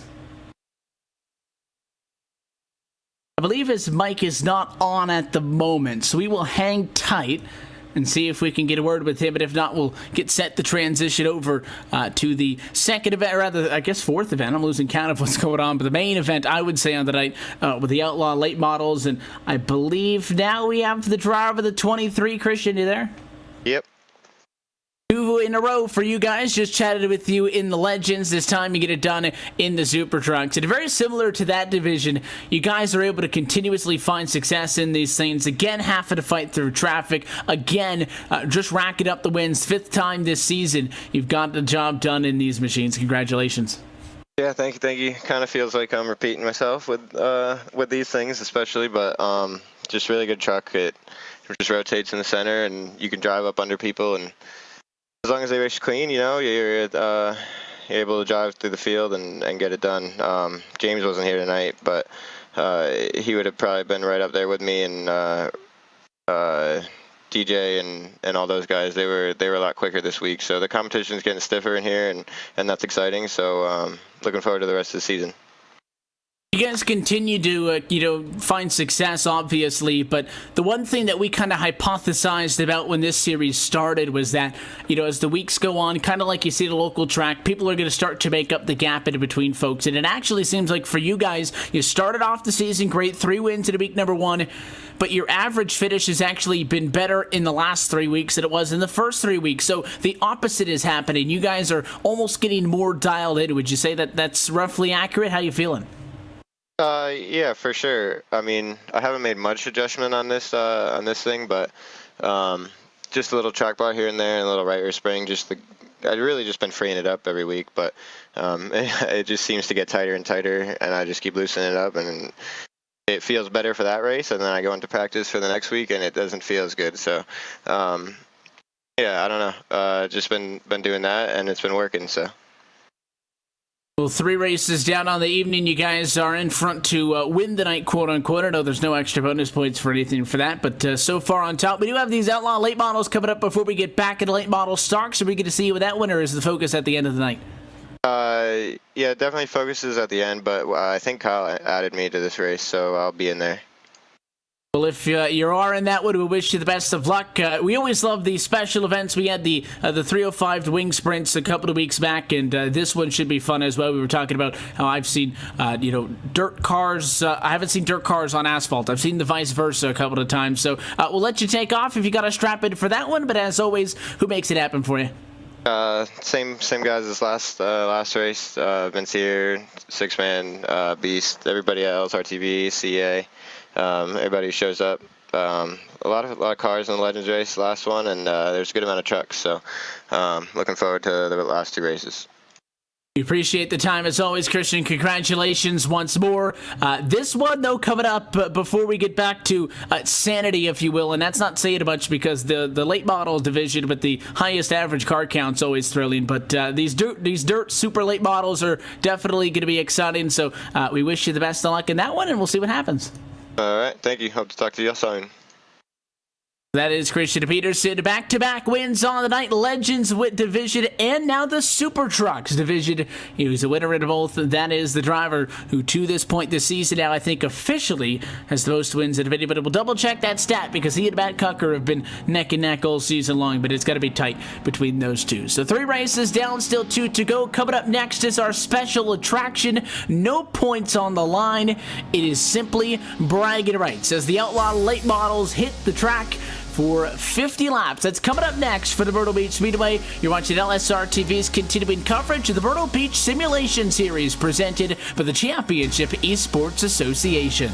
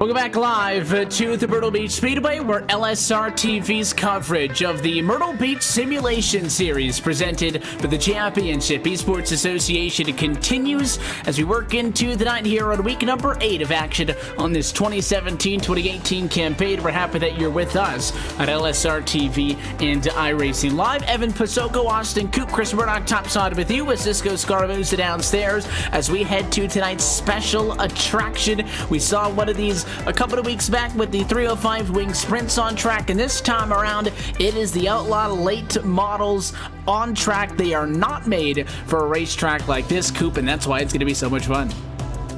Yeah, we're going to watch Kyle Barnes go around the track actually in the late model right now and just kind of show exactly what it's going to be like out there. And I'm really excited to see what he's going to do right here. He's going to come out of 4 and I think we're going to see how fast these cars can go around here.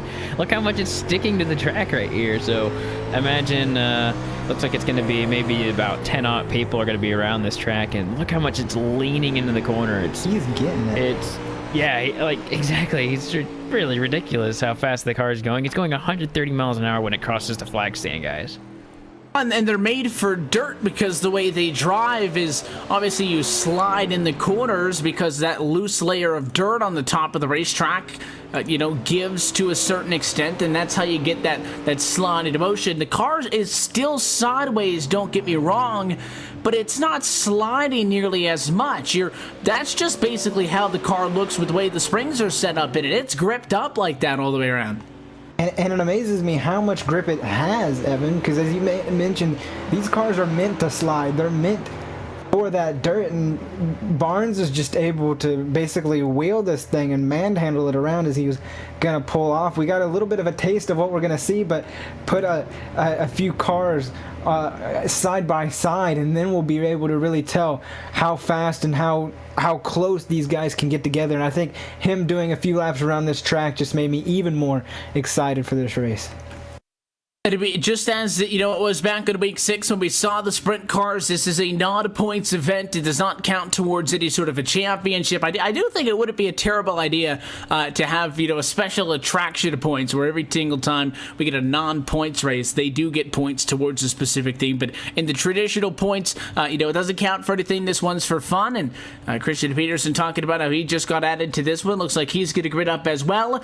So in the meantime, we go trackside. Let's take a look at your LSRTV starting grid for tonight's Outlaw Dirt Late Model main event at the Asphalt Myrtle Beach Speedway. Matt Cucker is fast, I guess, in everything. He's pole on this one with a 17.929. He will roll from the front with an 96 to Tanner Cook in P2. You got Will Dravicki rolling off in third position. He's on the side of row number 2. We got Jacob Porter top side of P4, and Gabe Wood is 5th. Robbie Abundant starts this play 6th place position. Then Kyle Everall start the 7 machine in 7th. Jeremy Watkins starts 8th. Rory Blum will start 9th. Christian Peterson, he'll be in the 10th position. And Kyle Barnes, he'll ride shotgun out there on the 11 car field. But it's not a huge field, which means that at some points, I would assume, in this 50-lap Outlaw Late Model feature event, we are going to see some single file and spread out racing, and it's probably going to be pretty chaotic on the very start, but for being the longest race of the night and one of the smaller car counts, this thing could be green-ish. It could be green, and you said Matt Cooker is fast and everything, but he was just given an end-of-the-line penalty. You'll see him pull it off and get everything going. He'll pull through that little access road on the back stretch and get going. So here we go. The pace car is going to drop down, and it is also pretty difficult working these machines around at slowed speeds. Looks like just like we saw in the last one, the folks on the front row going to get kicked to the back, so it will be Will Dravicki on a pole position for this one with the 96 and Tanner Cook joining him on the front row as Cucker takes the end of the longest line of penalty. So that just shuffles up things a little bit. Basically, you send the 60 down to the back. Everybody else is exactly where we told you they were. But here we go for the unknown on the night on our special attraction. It is the Outlaw Dirt Late Models on the Myrtle Beach Speedway for 50 laps. Non-points, bragging rights on the line. Who's going to get the jackers as we go racing? Much better jump for Tanner Cook on the outside, and he will chop the 30 off. And they still go. That's what these cars are good. They're so grippy here on these asphalts. And I think Tanner may have just came down a little bit, but nonetheless, he won the first run, the first race when we did the 305 sprints. Remember, he won that race too. And so here's a good one. Oh, look at the dive by the 30 to Dravicki right there. He actually threw that thing in there. Looks like the 87 is going to go around, and no contact between anybody, so it's going to stay green. Yeah, Robbie Bundit in the Quaker Stake 87 machine lost at that time at turn number 2, but no yellow. We stay green. Typically, if it is just a single car incident, no problems. We keep this in under green flying conditions. The battle for the race lead is on. We have single filed each other out. Tanner Cook is your leader. Dravicki in P2. Jacob Porter in 3rd. And Gabe Wood in 4th position just behind there. So no changes. 1, 2, 3, and 4. Doesn't mean they're not going to fight, though, because all those drivers still within a second of each other. And knock, knock, knock. Look at Matt Cucker on the inside of Kyle Everalt, making quick work of this field. We saw him take that in the line penalty at the beginning of the race. Now he's battling that 7 machine, going to try to work past Kyle Everalt here, not going to quite be there. Going to try it again going in turns 1 and 2, not going to quite be there. It's really hard to keep these cars down, Evan, because they're so fast, so gripped up. They just really want to push, having so much speed going into the corner that inside line is going to be almost impossible to pass, as you see Everalt power off the outside to keep Cucker behind him. The battle for the race lead all continues, at least up front, 2 by 2 now, as Dravicki got to the inside of Cook, and Porter and Wood are going side by side with the 09 deciding top side's the place to go. It just blew him out of the water. Fantastic cycle through turn number 3 that time to charge himself up to the front. And I'm pretty sure what will happen with these cars is they'll start to move up the track, as well as they're probably going to lay some some rubber down, and they're also going to get a lot more heat in their tires as well. Look at the 30. He went to the very outside and almost worked. He just had a little bit of a bobble right there, and I think the 30 is kind of in the hot seat right now because of the fact that actually maybe not. He looks like he got really loose right there, right in front of Wood right there, and that gives an opportunity. But it looks like these guys are actually much faster than Cook right here. Either that or Cook's trying to be a little bit cautious here. I'm unsure, but I mean, the 30's gotten to Cook a couple times, and you look at this pass for the outside. We talked about it just a second ago. That outside line might be the way to go. The 30 of Will Dravicki is going for the challenge. But that's where Dravicki went. That's where he saw Gabe Wood go to get around the 3. Maybe learn something from it, because it is going to work out. New race leader at lap number 10.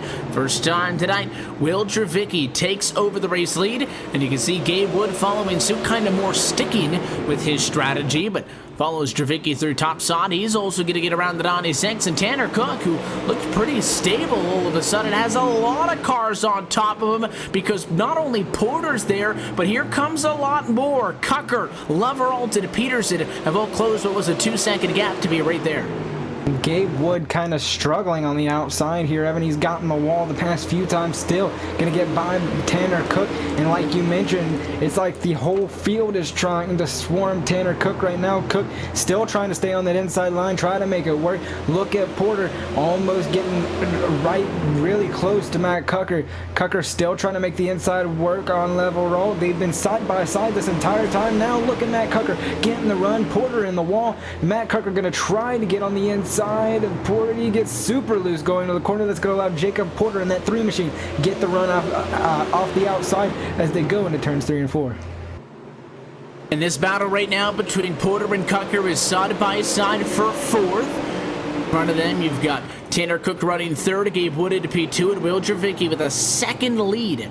Biggest gap we've seen between 1st and 2nd all night long. I wonder how quick Kyle Everalt is in this. He's been stuck behind this elbow-to-elbow fight, and that 3 machine of Porter all of a sudden just lost a whole lot at once and drops way back, and 7 really didn't pass him. He just kind of got the spot, and 7 jumps up now to a race high P5 for him.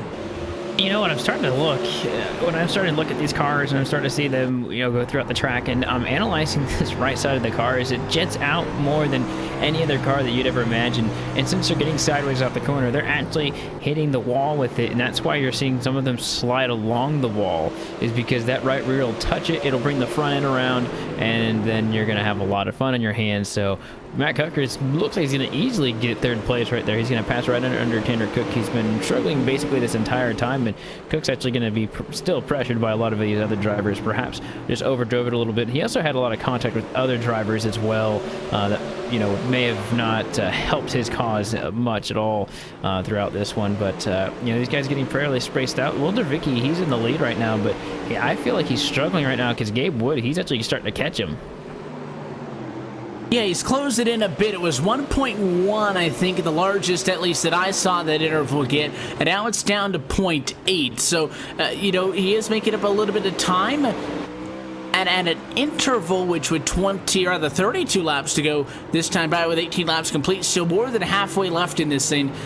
Can definitely get there. I don't know if that's simply Gabe Wood took a lot of time to make the pass for 2nd, and now that he's gotten into clean air, he's been able to obviously pick things up and get going, or if he's maybe seen that car in front of him doing something, because again, I think Dravicki saw how Gabe Wood made a move for 3rd, put that move on for the race lead. Wonder if the 09 machine now picking up some tips from the 30 as he runs behind him.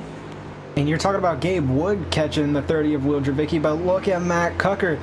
Huge run down into turn 3 and 4. Evan going to be all over the back bumper of Gabe Wood, trying to get there, not going to quite be there in turns 1 and 2. You can see him dive it down all the way to the bottom of the track, coming through turns 1 and 2. That's where he's getting his run. He'll start up on the outside. You see him starting, and then he'll immediately power it down to that white line, try to get the run off, and he does all over the back end of Gabe Wood. Now looking to the inside and going to get the position with ease. Gabe Wood going to try and fight back, do the same thing Cucker does, not going to quite get there. Matt Cucker up to P2. When I was thinking about back bumper too, but there literally is no bumper on these cars, just a little bit of a back piece, a couple of tubes of chassis back there, but no physical body work. And I guess if Gabe Wood's fast enough to catch Dravicki, then Matt Cucker, who is faster than the 09, is also fast enough to catch Will Dravicki. But the thing is, they did sacrifice some time to be able to make that move. It cost them, what was about 0.6 of a second, 1.2, so it almost doubled the advantage that Dravicki had in that exchange. So that kind of goes to maybe prove my hypothesis there that it cost Wood time getting to P2 on the race leader, that it does take some time to pass somebody here. You cannot complete a pass without giving up any time. So now that Cucker's in the clear, watch those intervals start to go back his way. Last time for race leader, it was an 18.643, and it was an 18.585 for Cucker, so a little bit quicker, but he could do that halfway this time. I'd say that Cucker's definitely better at 1 and 2, but Dravicki's got himself quite a way that he runs into turn number 3 and 4. And so I feel because of that, that's why they're kind of stabilized. Of course, Cucker is coming down on his time a little bit each lap, but I do feel that Dravicki's got himself, and probably one of the better corners, a really good exit, because this front straightaway is so much longer than you would anticipate. But yeah, Cucker, he is chopping down a little bit more each time, and we're over halfway. But and these cars just look like they're having so much fun out there, and they're only going to get more sideways as the race goes on, just like you would see at your local dirt track. And I mean, this is just really a lot of fun that we're seeing out here. These 10 drivers that are out here, looks like Barnes didn't start, but they're pretty spread out now. But I'd say before the end of the race that some of these guys will get close to each other, and we'll have some good side-by-side action. And as we said right before it went green, yeah, smaller car count, longer lap count with a 50-lap total. It's the longest race we're going to see all night long. There is a chance that, yeah, we'll get people spread out. But I'm surprised we haven't seen any car-to-car contact. I think we've seen people beating and banging and just kind of leaning on each other, but, no real big hits. Things got really crazy. That first lap, almost 4 wide for the race lead. And since then, nothing really else came from that. A side-by-side fight a little bit deeper in the pack. It is for 9th position. The 72 of Rory Blum under attack by Jeremy Watkins, who, there you go, that's a dirt move, the slide job to make that pass. Yeah, they're still fighting around throughout this entire track, getting that slide job. Now look at Jacob Porter and Tanner Cook going at it all over the back end of Tanner Cook. The 3 of Jacob Porter thought he was going to get there going through turn 1 and 2, but not quite. Look at Robbie Bunden getting into the mix now. This is a battle for the 6th place position. So battle still going out throughout the time as Matt Cucker is now knocking that lead down to under a second, Evan. So Matt Cucker slowly but surely making his way up to Will Dravicki. And when there was still 28 laps to go in this race, 32 laps to go, or whatever the number was when we last really looked at that time left on the clock, a lot more time than 18 laps to go where we sit now. So yes, Cucker quicker a couple of laps. He is, I'd say, about 3 out of 4 times around he's got a better lap. But every once in a while, Dravicki pulls one out. Relatively even, though. Those two. Cucker a little bit quicker again that time, but if he wants to be able to get to him, you're going to have to be much faster than a 10th per lap. A 10th per lap will get you to the back, but I don't think it'll get you a pass in these cars. I think if Cucker wants to win this race, he's going to need at least 5 laps to set up Dravicki and do something up front. Now, he is closing in, and again, maybe saving a little bit. It's difficult to do because, again, he was scheduled to start from pole, but took that end of the longest line penalty. So Matt Cucker has done all this, gotten from the back up to P2 without a yellow. is on those same tires. Dravicki's had a lot more of a, I don't know if easy is the word, maybe lenient is the more appropriate way of saying it, trip to the front of the field. He started up there on the front row, was second early on, made a pass for the race lead, and that's been it for him. So Cucker's had to go through a lot more, so I wonder if he has as much car left in him. He did hit the wall right here, so it might have slowed him down just a tiny bit, but he's also sliding a lot more. I think the 30 of Dravicki is saving his tires a lot more than Matt Cucker is. Cucker knows that time is not on his side. He's only got a little bit over 12, 13 laps to go here, and he's sliding more than Dravicki is. And I know these are dirt cars, but even on asphalt, you've got to try and make your car as straight as possible to get as much speed. And right in the middle of 1 and 2, he's actually sliding the tires. You can hear them just a little bit, just sliding ever so much, and that'll only get worse as they go on. And that's because he's doing that low line, and that rear end wanted to kick out. He gets the wall again right there on the front straightaway, so he's losing time now. And is that maybe desperation starting to seep in a little bit for Matt Cucker, knowing that I've got to get something done, and you see that gap and it's closing in, and you almost start to tell yourself, hey, I'm quicker, I can get a little bit more out of this, and then you overstep it. It's very easy in these cars, especially on dirt, to overstep it, and you can see they are getting a little bit more sideways now than they were earlier in the night, so we would have to think that that same logic applies to this. And from going, you know, couple of tenths quicker here, couple of tenths quicker there, he's back to being a second behind, coming to 10 laps to go. Yeah, had it up to about 6/10, now dropped back over a second, a 1.1 gap now between Matt Cucker and Will Dravicki. So maybe all that passing, because we saw how hard it is to pass somebody here with these cars, and with all that hard work changing lanes, I think the tires are spent on the 69 of Matt Cucker's machine. He can't get back up there. He's still sliding it through turns 1 and 2. This is all what Will Dravicki wants to see out the back now. He's just got to bring it home, because I don't think Matt Cucker can reel him back in with the amount of time, just under 10 laps to go here, Evan. So Will Dravicki has to bring it home in one piece to pick up his first win in the Myrtle Beach Simulation Series. And there's no real immediately fights at the racetrack either. Gabe Wood's kind of all by himself. He's a second behind Cucker P2, and he's over 2 seconds ahead of Kyle Everalt, who's a second in front of Peterson. So the closest battle on the race lead, which, by the way, everybody of all the 10 who started is still going to be scored on the lead lap, and they all should finish on the lead lap, with the exception of Watkins 9th and Blum 10th, who were separated by 8 tenths. The closest battle on track is that one for the race lead at 1 second between Dravicki and Cucker, and he's been so good tonight that it does have to be, I'd say, a far-fetched concept, but without much of a mistake for the race leader. Now, I don't think Cucker's going to be able to get there, actually starting to lose now a little bit of time at about the same interval that he was gaining it earlier. Yeah, that car keeps hitting that outside wall in the front straightaway, and he's just what you would call, he's just sending it into the corner at this point. I mean, you can see that car just absolutely gets sideways here in the corners, and I think in some light, he's actually trying to make it slide more, because if he can get the slide more, perhaps it won't want to fight him on the handling.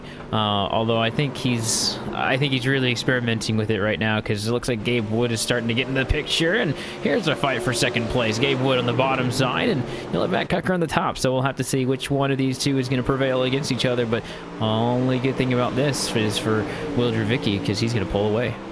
And I promise I'm not here to lie to you. Gabe Wood was not within a second as of 4 laps ago, and was talking about the fact that the battle for the race leader was the closest one. Cucker has fallen off 7 tenths of a second since that point, and Gabe Wood has closed in. I think that almost woke up the 69 machine. That mistake by Cucker gave away a big chunk of that total time that he's lost all at once there, and I think that's what allowed Gabe Wood to get right there all of a sudden. I don't think that the U9 machine is going to be able to get that little bit more than it needs to secure it all. But out in front for Will Dravicki, white flag in the air for the Myrtle Beach Speedway, and a 30 machine started on the front row, sat around P2, made a very clean cut pass for the race lead top side, and it is going to be more than enough as he comes out of the quarter for the final time to take the checkered flag and the Outlaw Dirt Late Model feature race win for week 8 of the Myrtle Beach Simulation Series.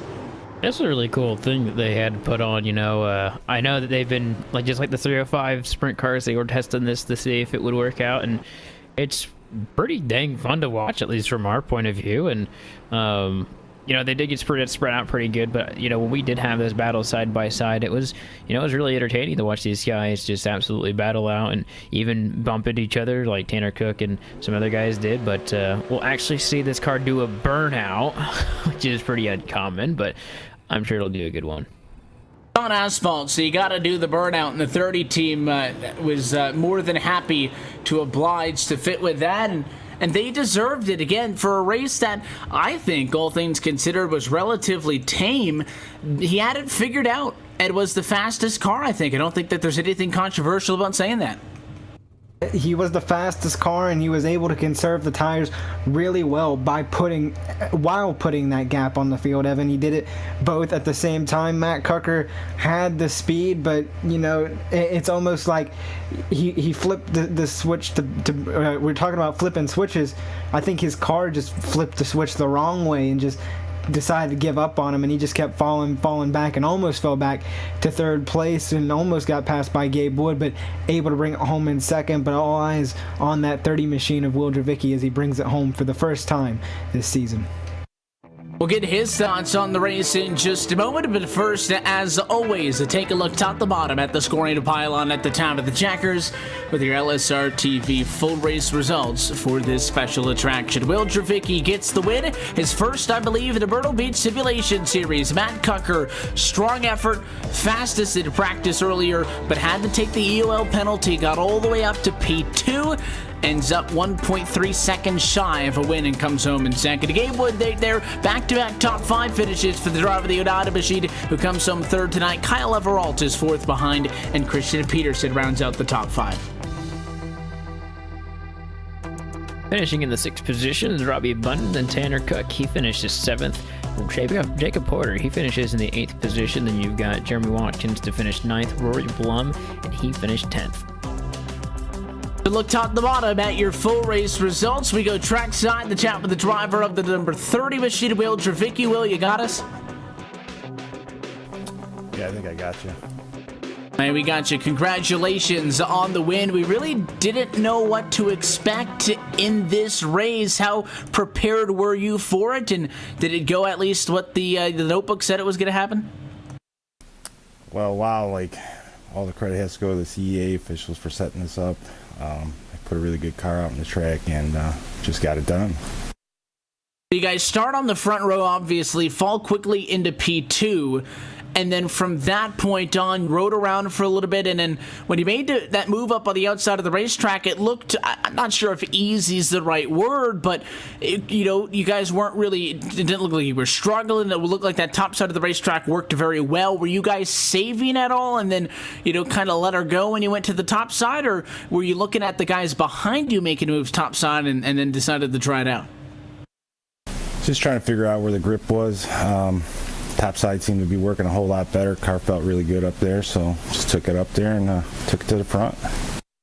How stable were these cars as well? Because Matt Cucker made a big charge to the field there late and then kind of fell off at the very end of this thing. But how in control did you feel on those final 30 some odd laps that you had when you were out in front? Did you feel at all concerned that you might lose it? You got to back it down and take care of it and not make a mistake, and therefore you weren't putting down your fastest laps, or did it feel stable underneath you? Like I said, they did a really good job with this car this week. Just a lot of throttle control, got out front, got a little bit of a lead there, saw that we had some space, so just took it easy and rode around, and when I saw we had a little pressure from the back, we stepped it up a little bit. It's not every time that we get to see dirt late models on an asphalt track, so it was fun for us, and I'm sure it was for you as well. Of course, any race is fun when you park it in victory lane. We'll let you get out of here, Will, but do want to give you the opportunity, the sponsors and the shout-outs. Anybody you want to say hi to? Yeah, I want to thank all the CEA officials for letting me be a part of this. It was really fun. It's a good time. Got to thank my wife. Without any of this, without her, none of this really happens. And 09 Motorsports, my teammates, and everybody out there that we do it day in and day out with. We appreciate you jumping in here with us and chatting with us as well. Congratulations on the win, and hopefully it's the first of many. We wish you the best of luck for the rest of the season, and hopefully we'll have a couple more opportunities to chat. Hey, thank you. Thank all you guys for what you do. As our special event winner tonight, Will Dravicki is your winner, and the Outlaw Dirt Late Models from the Myrtle Beach Speedway.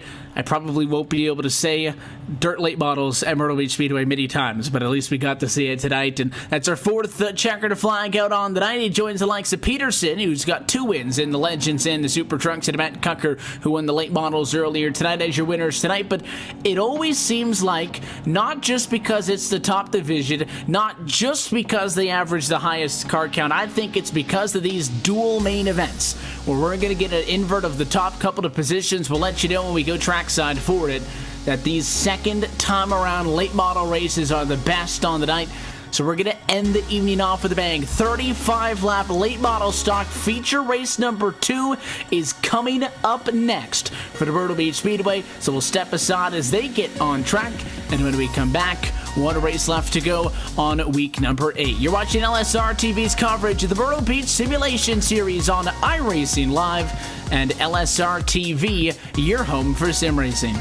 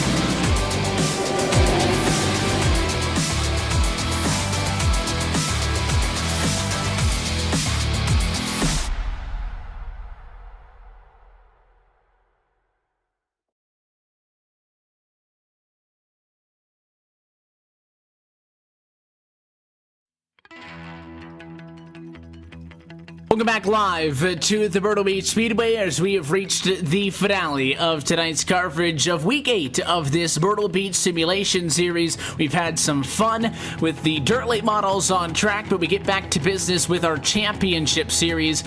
And at the top of it all is this Blue Ridge Napa late model division. Already has handed out a checkered flag in these cars earlier tonight. Matt Carker looks to get both wins on the night. Last time he did so was week number 4. And I also believe, I'm just going to take a look at our results this season, he is the only driver to win both late model division features in a single evening. So we will see if he's going to be able to do that. It is going to be a challenge, though, because the invert coupe is going to be the top 12, and that'll really shake up the grid when we take a look at it later. Oh, yeah. It's I was looking at the finishing order, and this is going to change things up a whole bunch. You're going to get some guys with some opportunities, and you're going to get some guys that are going to be really hungry to get back up towards the front. Oh, man, this is going to be quite the invert that we have for tonight. Coverage of this Myrtle Beach Simulation Series Blue Ridge Napa Late Model Division is brought to you, of course, by Napa of Blue Ridge, Virginia. Napa is your trusted source for automotive parts, accessories, and know-how for your car, truck, or SUV. You can shop online for original OEM and replacement parts today at napaonline.com. I believe, just kind of quickly pulling for the memory bank here, Chris, that 12 may be the biggest invert we've seen all season. Yeah, and I heard under the break, Coop going, wow, because it's such a big order. 12 is, and one car didn't show up. We're just hearing from race control, so it's going to be 11 car invert, but still the biggest invert we've seen this entire season. As we take a look top to bottom as you're at your starting grid for this second late model stock feature race on the night. The name up front's very familiar. The guy who just took home the win in the Outlaw late models. It is Will Dravicki, who will start on pole position courtesy of his 11th place finish in feature race number 1 earlier on this evening. He's going to be joined on the front row by the 96 of Tanner Cook. Back in row number 2 tonight, starting third, going to be Jacob Porter. P4 is DJ Beverly, and Ricky Hardin rounds out your top 5. Starting in the 6th position is going to be Tommy Ryan, and then Jody Green. He'll start 7th. Brandon Wilkinson will start 8th. Connor Blaze, 9th. Christian Peterson will start 10th. And then Matt Cucker, he'll be the last car to be inverted. He'll start 11th. Yeah, Matt Cucker going to be 11th. Going to be starting 11th from his first place finish earlier. 12th goes to Gabe Wood. 13th goes to Rory Blum. 14th, Jonathan Lawrence. And Tyler Lugo Vickery going to be 15th. Continuing on through the largest field on the evening, Jeremy Watkins will start tonight in 16th position. Jonathan Smith is 17th. Accompanying him on row number 9 in 18th is Richard Regan Jr. One more row back to round out the top 20. 19th position is Joshua King, and Laveralta's topside in P20. Yep, then you've got 21st and 22nd going to Robbie Bunnan and Randy Yoakum. That is the look top to bottom at your LSRTV starting grid. 35 laps left to go on the night. From the Myrtle Beach Speedway, can Christian Peterson maybe do it from 10th? Could Matt Cucker repeat, become the second time of the year that he's able to get both wins at a double feature night? Only time will tell, but 35 laps in late models is not a lot of time and a stopwatch as we go racing for your second feature in the late models on week number 8. Look at Porter right there in 3rd place, trying to already get a position there, trying to get a little bit of a bumper in there, but still side by side. Looks like Cook's going to get the advantage coming out of turn number 2. And looks like he and that other yellow cars, look, him and Ricky have very similar looking yellows on their cars. It'll be hard to tell them apart going down the front straightaway, but nonetheless, Cook is on the outside. He's going to get that position, and then looks like your Vicky is going to have a little bit of a rebound here. So still side by side for that first position, and you've got a whole host of guys behind him going for position as well, jockeying back and forth.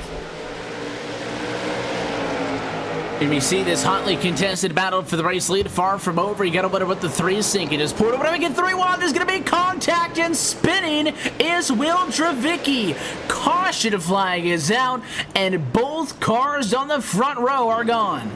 And that's about the worst case scenario you can have, Evan. Going down into turn 1 and 2, it seemed like Tanner Cook just turned in too hard, got into the 30 of Will Dravicki, sent Dravicki down and got some help from Jacob Porter, but then up on top side with Tanner Cook got hit by DJ Beverly. So everybody trying to squeeze through the middle, DJ Beverly getting the worst out of that, running into him, but weird whack. It left me speechless. I didn't really expect that to really happen, Evan. I was just, going to be talking about, is the 3 going to go to the inside? Does he wait for something to happen? And I think the 96 got loosened up because the 30 pushed up a little bit. And the next thing you know, they're both gone. The 3 did actually finish off the 30. But I don't think there's any way that you could hold Porter responsible for that, simply because of the fact that they were, at that point, essentially already wrecked in front of him. And the yellow flag does come out. Both of those cars who are on the front row are going to be able to stay in this race, but they're going to go from the top 2 spots to the bottom 2 spots. And we've been telling you how difficult it is, to pick up, maybe from 11th or 10th with our challengers, Cucker and Peterson, the 2 guys you always have to keep an eye on. But to do it from now, what is going to be 20th and 21st, I'm not sure that that's necessarily plausible. So just like that, really shuffle things up. Not a good restart early for DJ Beverly. He falls down to P6. So it is going to be Porter P1, Hardin P2, Jordy down by the front row with a Tommy Ryan, Brandon Wilkinson row 2. Wilkinson, somebody who can get the job done. Yeah, everybody kind of getting straightened out here, Evan. Jacob Porter gonna assume the lead, so he didn't really have to wait for anything to happen. It kind of happened in front of him. Jacob Porter gonna be leading his first laps of the night out of the 2 features. Ricky Hart and Tommy Ryan has been a strong car. We saw him get up there and get close in the Super Truck feature earlier. A lot of drivers can have a great run today. Meanwhile, towards the back, Matt Cucker really hasn't moved. He's been up 2 positions. Not a whole lot of green flag racing, but Christian Peterson, up from 10th to 7th. So these cautions really do hurt their progress trying to get back up here. Are they going to be able to get up there and do it? I think yes, because I think we're going to get a huge green flag run here soon. If this one is to break out again, the late models, the largest division, a little bit of a smaller number than we saw earlier by just 2-3 cars here or there, but it is still a lot of action to be able to get through with the restart. 7 laps down, 28 laps to go. Jacob Porter's first lap led at full speed comes into turn number 4 as we get off and away. Harden safely into second coupe as the fight is going to be for third. Tommy Ryan with the 26 of Wilkinson. Wilkinson and Ryan really fast, and I remember going to say that Wilkinson was pretty fast in the first heat as well. I think he finished 4th, so he's in a really good position to make up some ground. And he's got Peterson right behind him, though, and he's absolutely bad fast, so Peterson already getting in the mix, trying to get in the top 5 here in just a moment, but Ryan's going to clear Wilkinson for 3rd place right there, and then you've got Jody Green in the bottom right there in that 13 white machine, and he actually is going to take him out right there to turn number 4. Caution flag is out, and it is big. That's the 24 machine. Wrong side up. Tyler Lugo Vickery slides on his roof. Now we might have a green flag run to the end, because who's left? We take a second look at a moment here. Wilkinson in that 26 machine just lost the battle to the 6, and you can see that 13 push up. Jody Green a little bit too hot into turn number 4, and it looked like that was going to be it, but then the 42 is right there. Kind of got squeezed in between them, and all of a sudden got hit by a 2nd, and then a 3rd, and then a 4th car, and they all pile in. And what about Matt Cucker? Just nowhere to go. 42 of DJ Beverly up and over as, Lugo Vickery, Gabe Wood pile in the back of Cucker. Everybody trying to get through, cars up and over, and he just went through a slide and huge crash on the front straightaway. Jacob Porter still your leader, not much changing up front, but huge wreck. We questioned at the beginning of the broadcast, Devin, if Matt Cucker will be able to do it and come back. Well, that amount of damage is hard to come back from. He's still +2 from where he started, but it is a lot of damage on the 69 machine right now. Is scored in 9th position. Christian Peterson, maybe a little bit more fortunate, was able to get around that accident and is now up to 5th spot. It puts him behind, Green, who was scored at 4th, but I believe with a penalty is going to drop to the back. So Peterson's actually going to jump up to P4 with Ryan 3rd, Harden 2nd, and Porter in 3rd. I'm liking the 3 just because of the size of that invert. It means you had a lot of guys with speed. The fastest 5, literally, 7th on back. And both of those wrecks happen right there in the middle of the pack. Takes a lot of them out of this thing. The likes of, Beverly's gone, Cook's gone, DeVicky's gone from further up to the front of the field as well. You only got 5 drivers who started top 10, still top 10. Yeah, and I got my eyes on the 10 of Christian Peterson, and even the car that's right behind him, Connor Blaze, who we saw lead the entire feature up until the last few laps in the first feature, and then the tires went away, doing a little bit better at managing the tires, still trying to get up there, and he's still well in this thing, so don't count the 56 of Connor Blaze out of it just yet. But Jacob Porter, like you said, looking pretty strong right now. Just scrolling through, just trying to take inventory, if you will, who is left in this race. Looks like, all the way through 19th position, still cars scored on the lead lap. That's where you'll find Cook and Beverly, who have had a rough go at it. Jody Green dropped back there due to a penalty, but the pace car is going to get set to let these guys choose which lanes they want to be on for a restart. That'll put us with 20 laps to go.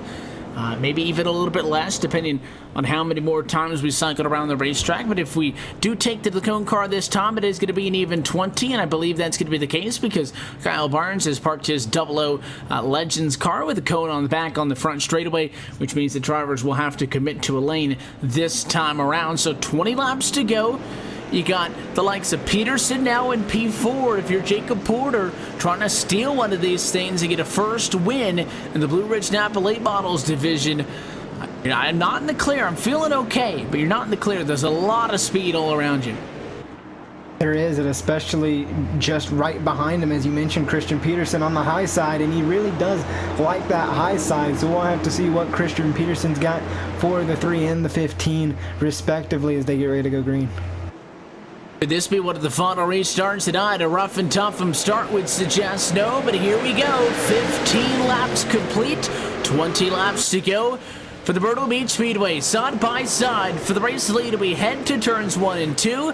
And the 15 can't keep her down. Grazes the fence that time as Harden, and it'll open up the door for Tommy Ryan, the challenge for P2. Ryan's got himself a really fast car under him, but he's not fast enough to get around the 15 just yet. And Ricky Harden's been pretty fast these weeks too, and so he's definitely somebody that we've seen be up there towards the front in a lot of races, just not in one of these races. So this is a really good opportunity. That inverts really helped him. But you're looking at in 4th and 5th position, Connor Blaze and Christian Peterson. They're going to be fighting here soon for that position if they're not already going to fight for the next position in front of him, which is Tommy Ryan. And Ryan's not going to give that spot up very easily. And just as we see it, you know, they're not coming up through these guys as quickly as I was expecting. They're not making passes like I thought they would, and in that, it looks like Porter is actually going to start pulling away a little bit from Ricky Harden. So not that many laps in this race, and restarts are only helping him. Looks like he may have made a mistake there in turn number 1 and 2, but Harden had a good run there.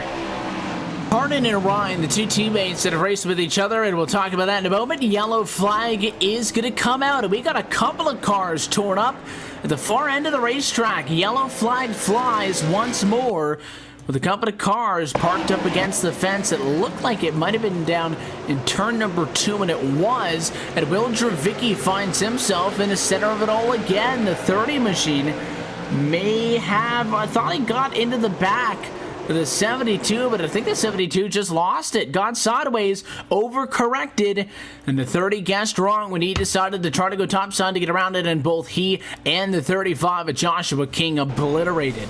Yeah, sort of a slow spin from the 72 of Rory Blum, just getting in the corner just a little bit too hot. It looks like that car never wanted to get settled going into turns 1 and 2, snapped back and just hit that 30 and 35 machine and basically collected the 3 cars. Everybody else able to scoot on by. Huge wreck though for those 3 drivers, as they're going to be done for the night, jumping back up towards the front.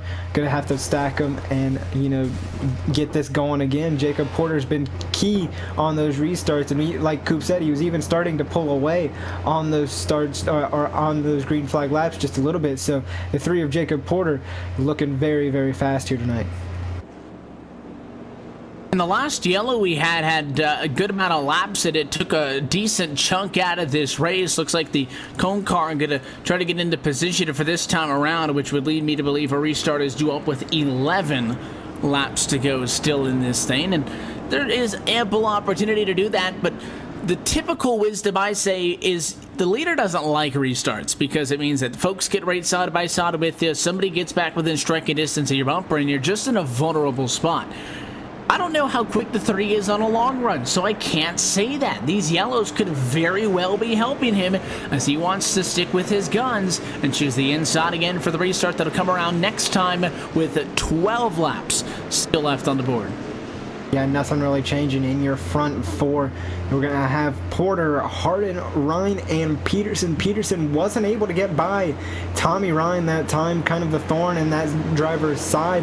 Now we're going to get the pace car to duck down and away, maybe for the final time here tonight as they get ready to go green. Coming up, they come. We asked this the last time. We'll ask it again. Is this the final restart tonight in the late models? Green flag flies at a fantastic jump by Harden. They are step to turn 1. Yeah, it looks like a good jump on the inside, and also a good jump by the 23 to get around the 6. We got spinners down the back straightaway. It looks like the 15 is still going to be side by side here for the first position, but it looks like that number 3 is going to edge out the 15, and now Christian Peterson is going down to the very bottom. There's 2 passes, maybe 2 laps here. He's going to have to actually get the pass executed here.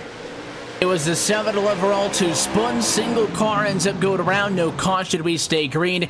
And here comes Christian Peterson. Turn on the Jaws music as he tries to get to P2 for the first time tonight. 10 laps to go that time. And I'm thinking his inside positioning should help him out. Harden's not going to roll over, though. Really pinched on the entry of 1 that time. And the longer this goes side by side, the better news it is for Porter up front. But there is a realistic fight going on, and a caution is now out for problems with the 66 with Jonathan Lawrence. And I believe Peterson would have been scored in P2 at the time of the yellow. It means that we are not done yet.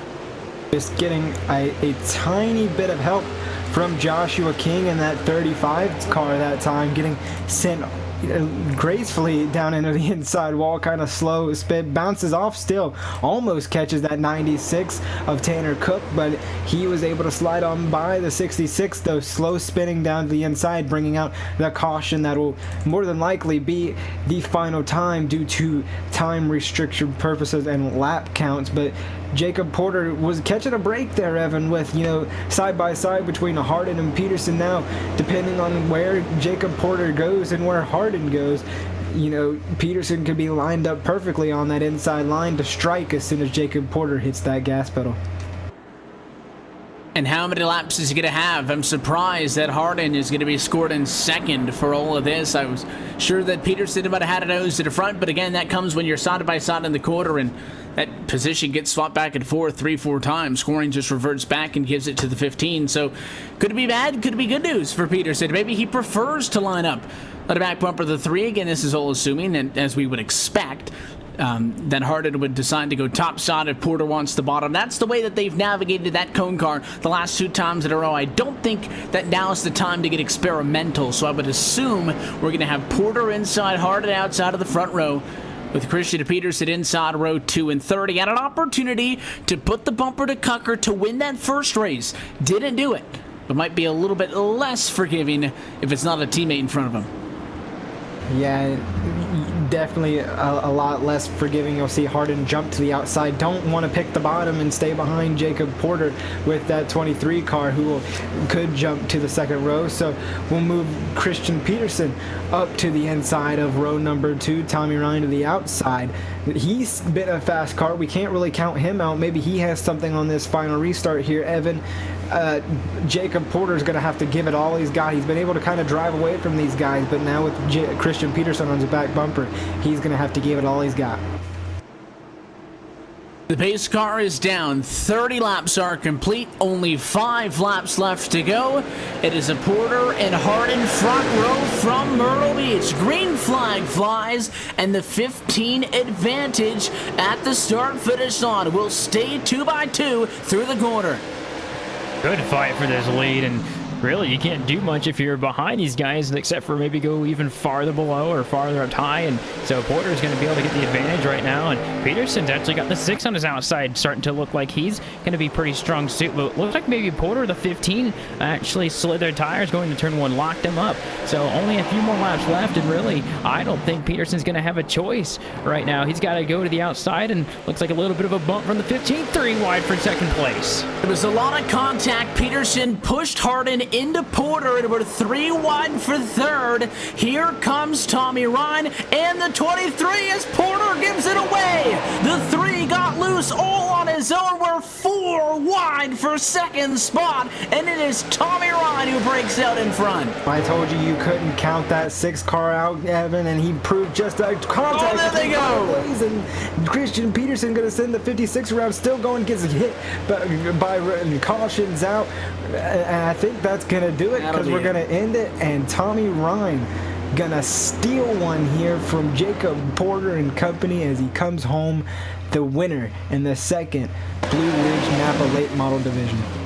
It all started 3 and 4 at lap 32. Again, Peterson, a shot to the 15. It put the 15 into the 3, and that's where Tommy Ryan emerges in a fantastic position. Then we go 3 wide. It's all the 3s. I don't know if Porter had damage from getting into the inside wall a little bit. I don't know if he overthought it, but he made a mistake. He got loose on his own. It log jammed everybody but the 6 of Tommy Ryan, and Ryan is is at a very slowed pace in turn number 3.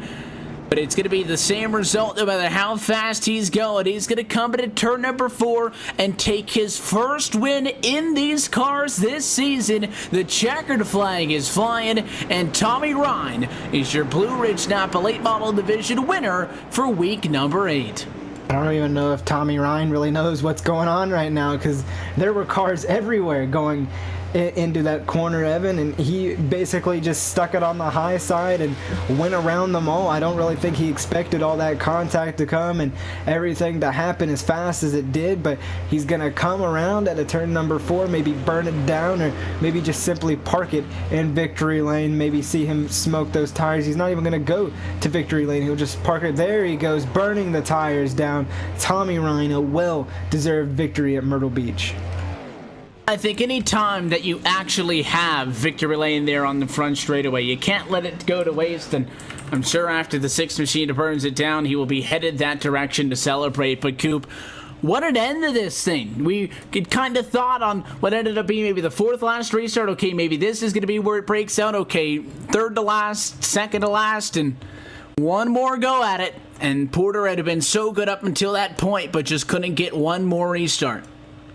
Yeah, when he got slightly loose out of 2, he's going to be kicking himself for that because, yeah, he still got 2nd place, still a really good finish, but, man, it was, that's really what started all that, that humongous cluster and the excitement of 4 wide in turn number 3. I didn't think that was going to work, and it did, but even when they went down to turn number 1, it eventually sorted itself out. It's a pretty big blow, I think, for Christian Peterson, because I think he gets the EOL penalty for that, so he'll finish 13th on the night. So with as close as these guys are on points, that's a pretty big blow. It'll still be overall a good night for him. He has the Legends and Truck wins, so it means that he gets the most wins on the night. Comes out of here with the night win. Again, that's not an official tally, but this will definitely hurt him, as you said, in those late model specific points. Had a good finish earlier tonight with a P2, and this one's going to bring him down to an average finish of about 7th or so on the night. Not terrible, still better than some folks, but when you're fighting for a championship, you expect yourself to not be in those kinds of situations, and tonight it was not in the cards. Tommy Ryan, though, is waiting for us down at victory lane. We'll get there momentarily.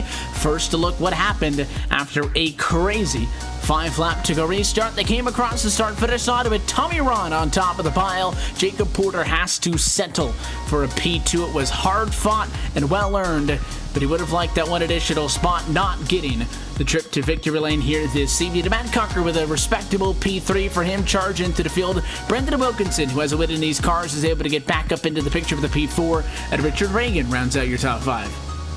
Finishing in 6th is Robbie Bunden, who started in the 21st position. I think this is his best race he's ever had, so good for him. Then Joshua King also went up a lot of positions, 19th to 7th. Then Connor Blaze finished 8th. Randy Oken went 22nd to 9th. And then you had Jody Green, who finished in the 10th position.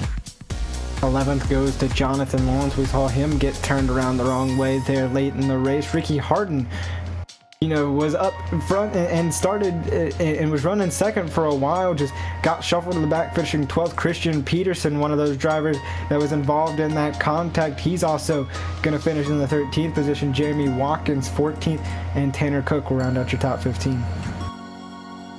And then the set go through things here tonight. 16th is Kyle Everalt. DJ Perfectly comes home in 17th. Gabe Wood is 18th. 19th goes to Will Dravicki, and Rory Blum was 20th. Finishing in the 21st and 22nd position will be Tyler Lugo Vickery and Jonathan Smith. That's a complete look top to bottom at your full race results. The best person to chat about it is the guy who won it all. Your winner tonight is Tommy Ryan, as we head trackside with the driver of the number 6 machine. Tommy, congratulations on a win. But how about those circumstances? A 5-lap to go restart, a whole lot of contact, and that 6 machine seemed pretty teed up for that one. Everybody on the inside trying to kill each other, and that just opened up topside, and you guys did not let that opportunity pass. Yeah, I was pretty nervous on the restart. I didn't know what was going to transpire there, and I was just hoping Ricky would nail the restart. We were sucking really bad on restarts this whole freaking race right here, but got it in there, and things, man, it just kind of opened up for me. I knew the outside was good because, man, Christian freaking took me to school in turn 1 on the previous restart, so I knew the top would work pretty well. So I just threw it in there, man. I still, if you get in there crazy enough, you can slide the right rear, and it gets hot, and it starts getting really slick. So I was just trying to maintain that, but I threw it in there, and he did the same thing, the 13 or the 3 car, and we went digging, and they were end up 4 wide. So I was just driving away, man, at that point. At least getting up to that point, minus all the excitement, the car looked pretty consistent all night long. It comes home clean, which I think can't be said for almost everybody else behind you, who kind of limped home after all of that under the yellow. But, the car starts up front P6. You guys really didn't get hurt all that bad because of the invert. You basically start right where you finished in that other one. So, obviously, the objective is to improve on what happened earlier in the night. Did you guys, take anything away from that, or did the cars just kind of line up a little bit better in this second go at it? The whole mindset is not get anybody and keep the car clean, so it's driving the way it should. But the other race was the same thing. You just try to qualify somewhere in the top 5 or so, and just try to keep your track position, because you get back there, man, it's a mess. So you just dig like crazy, man, and try to hold what you got there, and hopefully some things happen in front of you, you can get around them and avoid it. All of these series obviously competitive and are a lot of fun to watch, but I don't think there's any doubt that these, the Blue Ridge Napa late model division is the one that's got the highest car count. It's the one that everybody wants to swing for, and tonight's going to help you guys. Came into tonight P5 in the points. I don't think that, at a 68-point deficit that catching the likes of Peterson and Cucker is something that is plausible, but, you can never say never, and obviously the big thing is it's your first win in these late models, so I know it's got to feel good to have a lot of that hard work into tonight. 4 top 5s, 5 top 10s finally get translated into a trip to victory lane. Yeah, it's all about putting yourself in position. Those guys could have some bad luck like I did. A lot of it I kind of do to myself, just like the Super Trucks here a little bit ago. Made a mistake going down the back, got into the wall and overcorrected and freaking looped it. Went from second to last. So, but no, it's I just got to keep digging, man. Try to minimize mistakes. Try to keep your track position. The points will come as long as I just keep driving smart and not, trying to get what's not available there. So I think if there's any word that I could use to accurately describe what everybody in the top 5 was trying to do late there is they were digging, and you guys did it, and you did it for the right spot. You get the win, so we congratulate you on that one. You guys got Northern Tool and Equipment on the car. We'll give an opportunity everybody, the sponsors and the shout-outs, who makes this possible for you. Yeah, and obviously Northern Tool, man, and DJ Beverly, Coastal Safety Auditors, Patriot Fire. Obviously you called out the sponsor there with Napa, and it's a good show, man. It's a lot of fun. It's nerve-wracking at times, but that's what makes it fun. We will let you get out of here. It's been a long night of racing, but we appreciate the time, Tommy. And again, congratulations on your first win in these. Hopefully, for your sake, the first of many to come. And we'll see you guys as you go back at it next week. All right, man. Thanks a lot.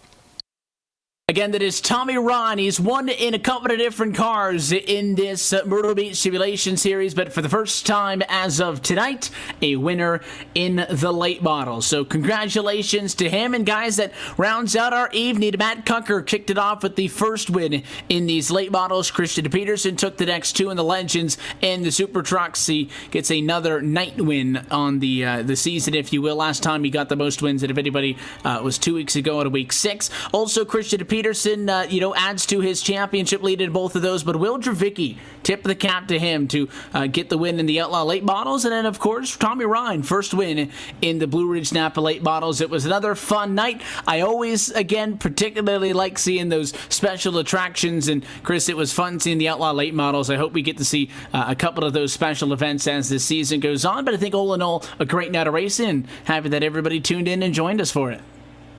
Yeah, tonight was pretty great, Evan, and like you mentioned with that, super late model feature that normally go on dirt, and we saw them sliding towards the end, but that race was phenomenal. It surprised me, to say the least, and always some great racing here at Myrtle Beach, and it never seems to disappoint. Got 2 new winners on there with Will Dravicki bringing home the late model, or the super late model dirt feature, and then Tommy Ryan just picking up his first win in that Blue Ridge Napa late model division. So a whole lot of firsts here tonight, and can't wait for next week when we're back here again.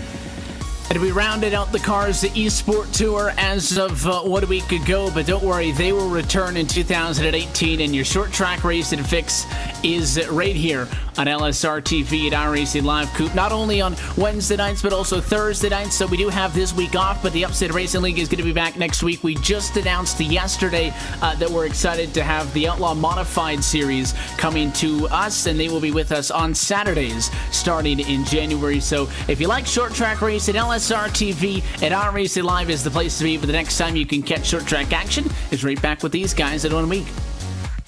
Yeah, and we had a lot of guys have good finishes tonight that have been really looking for some good finishes. Porter and Jacob Porter and Robbie Bundon in particular. Robbie went from 11th to 6th on that very last lap, and I know he's been really looking to have a good finish. So I was really, I think for a couple of guys, and I was really shocked to see that those guys got involved in those accidents. Those top guys, especially Peterson and Blaze in particular. But really glad to see that some of those guys, that's had the invert kind of go in their favor. It was a really good night for some of those guys. That was really fun to see. And yeah, got some more action coming tomorrow and Friday and Saturday as well. And we hope that you're with us for all of that. But again, if you don't want to wait until next Wednesday, we do still have plenty of live sim racing action coming to you this week. We're back on Friday at 9 o'clock p.m. Eastern Time for the Super Speedway Cup Series, as it gets about playoff time for them. And then on Saturday, as always, the United Sim Racing BNC Lawn and Landscaping Truck Series is back. That action gets kicked off at 10 o'clock for those on the East Coast. And if you want to look at our full and upcoming extended broadcast schedule, you can find that online on our website at www.livesimracing.com. And if you want to make sure you're up to date, especially don't miss any announcements, as we're always posted about new leagues that we have coming to LSRTV. We've got 3 announcements that we're still sitting on, so the place to be for when those come out is by keeping up with us on social media, on Twitter at LSRTV and on Facebook at facebook.com/LSRTV official. Until next time, though, on behalf of the entire team at Live Sim Racing LLC, the folks behind the scenes, DJ Lyon, Laura Lawson, everybody who makes it happen topside in the booth night in and night out, and of course for the team tonight. For myself, Evan Pasoko, for Austin Coop and Chris Murdoch as well, for our producer Cisco Scarabuz, I want to thank you for tuning in and congratulate your race winners tonight. Matt Cucker, Christian Peterson, Will Dravicki, and Tommy Ryan all collect checkered flags. They look to get more of that in 1 week's time as the Myrtle Beach Simulation Series returns to LSRTV and iRacing Live. That race and every race, though, of this 2017-2018 Myrtle Beach Simulation Series presented by the Championship Esports Association can be found right here at LSRTV, your home for sim racing. Until next time, though, good night. Okay, I'm going.